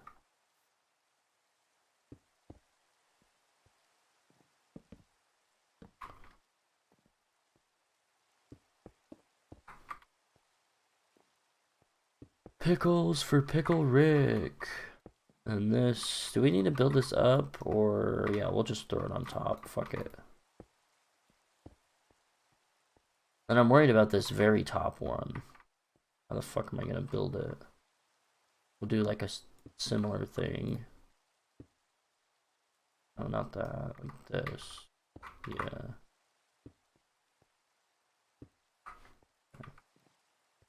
And this one needs to come out at least this far, maybe a little further.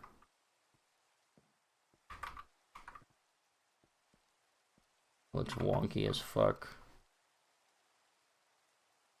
Looks like it has a big ass forehead.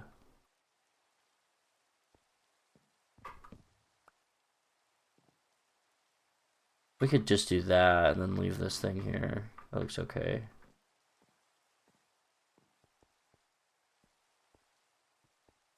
We'll just put like some fence there or something.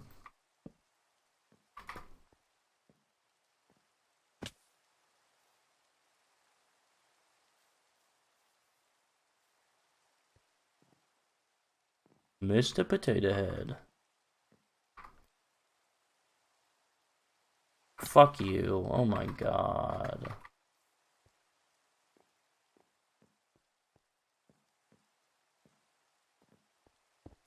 This is gonna look, it's still gonna look wonky though, because like only this part sticks out. See? Like right, I guess it doesn't look that bad when all this kind of flows with it. Okay, maybe it's not too bad. We'll see.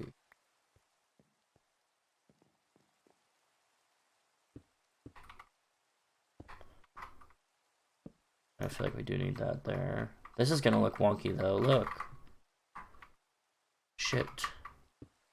Doesn't it? It does.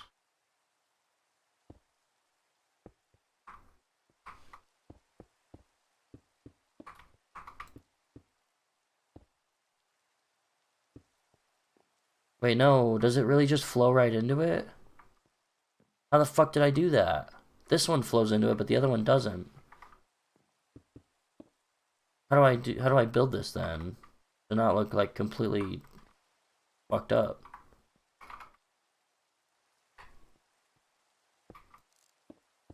Shit. That's going in here. This one is not going up that far. I don't think it will. This one can flow right in, it's fine. Then that one's just gonna stay up. And will that one stay up too? Shit, I need more cobblestone.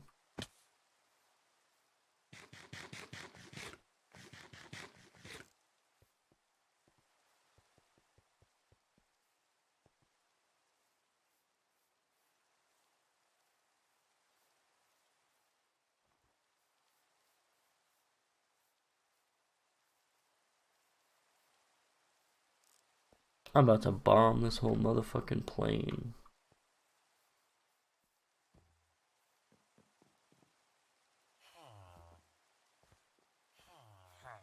I set up another ooh. Yeah, an armorer. I set up another blast furnace and the guy finally showed up.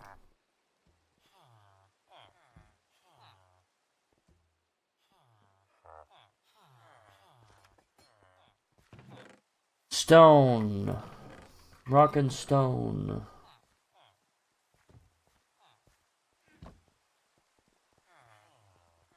I have like 1 billion stone, just give me some. That. Yes.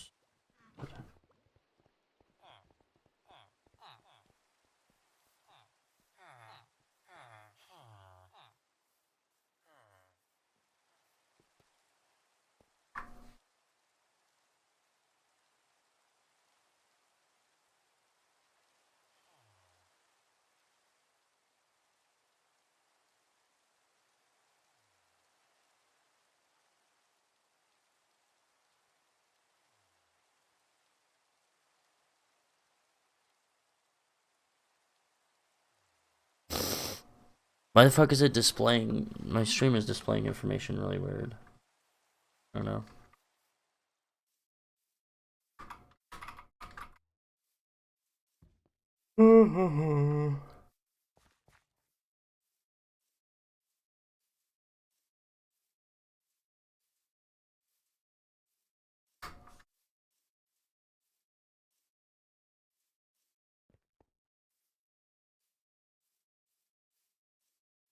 This post is fucking nuts.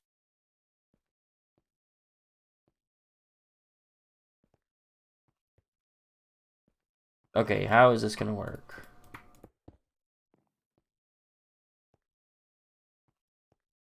Is this shit is just gonna hang like right there? And there's like this dip.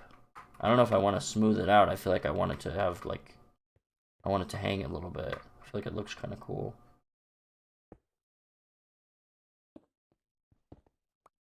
Fuck you.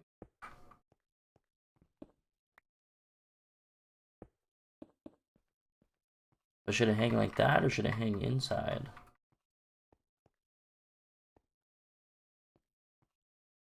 Do that looks okay. I think this looks pretty good. Yeah, see, it's like kind of two roofs hanging like right on top of each other.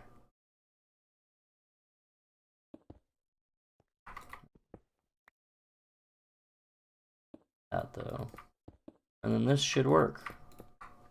Does it look okay?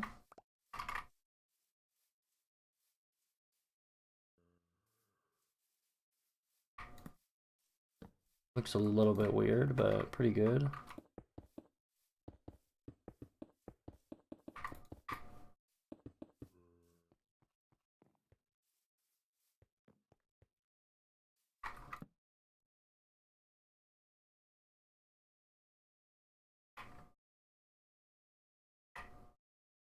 Boom. And I'll put glass here and a door here, another door here. So we 2, 3, 4, 5, 6 doors. What if I change this? And then, you know what? We're just gonna put a big ass window right here.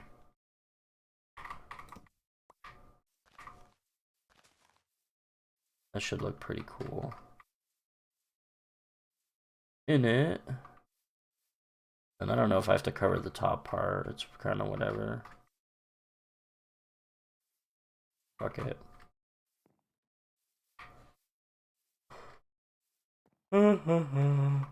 And where else do I want windows? And put some like right here. Be for the floor. There's a fucking zombie around here. Probably in a cave. Oh, no, I don't want to put the leaves there. That would look too blocky.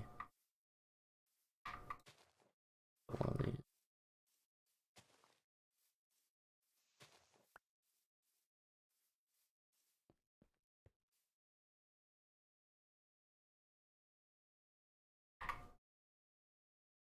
Bro, just fucking, oh my god.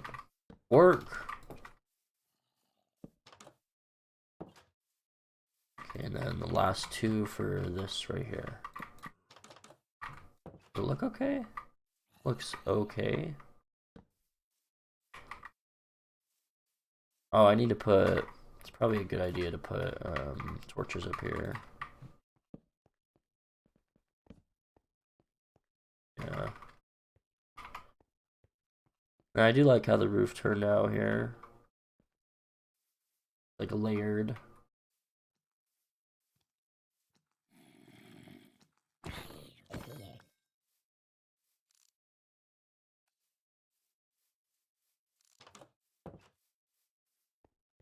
I just need a bunch of glass. And here, we'll make a chest for this. Actually, just give me a birch tree. I don't want to waste my good wood.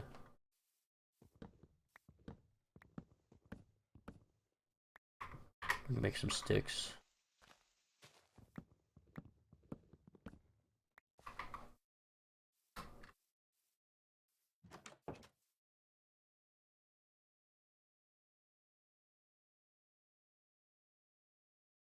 Cool.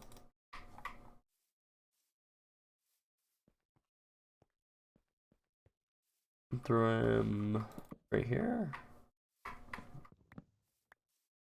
This too weird. Or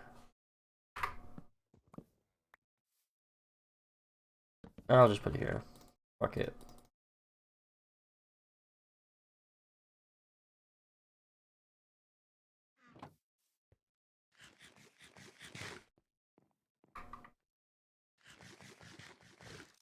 Did I make this come out here at all?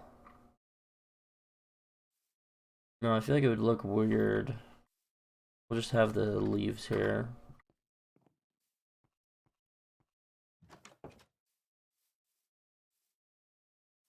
Oh, it's pretty good. That's alright.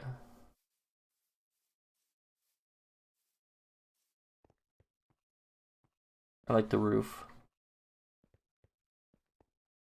And it's just a little extra something. I like to add random shit all around.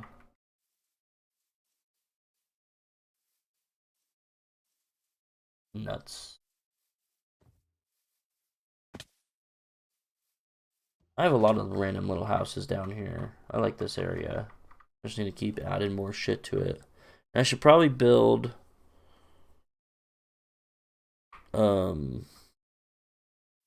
some more actual buildings like out here, like standalone buildings rather than like all of these little houses or whatever. The audio fucked up? It's perfectly fucking fine. All of these little houses out here are built in, obviously, into the ground or into the wall. And it would be cool for this little section of the village to build some more like a row of houses here, because I think it's so cool when you build enough shit that's like high density to have like a wall of buildings on like both sides of you as you walk down this path. That would be really sick. And then just have a few little paths that go to the town center here. That might be what I do next.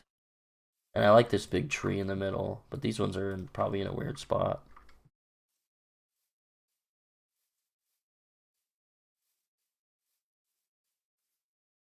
Pretty neat. This is the type of shit I really like to build, though, is the high density, like multi-floor kind of things. Like this building right here is probably one of my favorites. There's like a bunch of shit in like the same little area. Very cool. Nuts. Completely bonkers. I'm gonna get off of this for now. I think.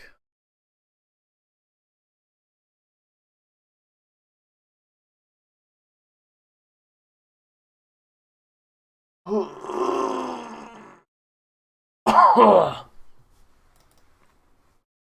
think it would be cool to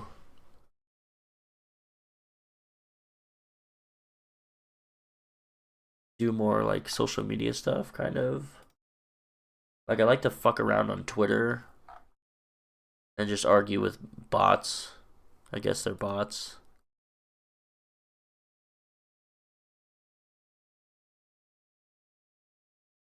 Some of it is really hard because I think sometimes like if you want to seriously stream, you have to be going and like stepping out. Ooh, that's making noise. I don't know what the fuck you're talking about. Also, this is taking up way too much. But like when I'm streaming, I'm mostly just fucking sitting here, like talking to myself. I'm not really sharing my stream. I'm not interacting with anyone. I'm not trying to. But if you wanted to take it seriously and get more viewers, you would have to do exactly that. You'd have to go and like, I don't know, like we could go to a random Discord server and start talking to people or debating people. That would be hard. It'd be fun to debate. I just feel like I'm already probably really bad at it. That'd be cool to do. But either way, interacting with people and talking to people and actually getting your shit out there is pretty important. That's kind of what I think might be kind of cool if we were hanging out on like Twitter or Facebook would be weird, or like wherever, just arguing with random people on the internet. That might be cool. And then it's all right here on stream. I don't know, I'd have to think about something like that.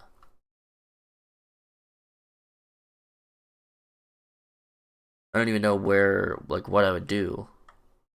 I could at least share my streams with my friends, Because I don't want to be like, whenever people are trying to stream, they're always just like posting it fucking everywhere, and it's like, watch my stream, watch my stream, watch my stream. I guess it gets you like a few viewers, but I feel like your stream should probably be good in the first place, and you don't need to share it fucking everywhere. And I feel so cringe like sharing it around. Even the videos I make, I feel cringe to share around, mostly because they're not that good anyway. But I mean, the other hand of that is that I'm literally just sitting here, you know, talking to myself for a long time, which is okay. It's chill. It's not the worst. But obviously, I'm like missing a huge part of what streaming is supposed to be. I don't know. I'll keep at it. Probably just interacting with other like random communities or random people, which is a little bit stressful and anxiety inducing, I guess, but seems like the thing to do. And I should be better for it anyway.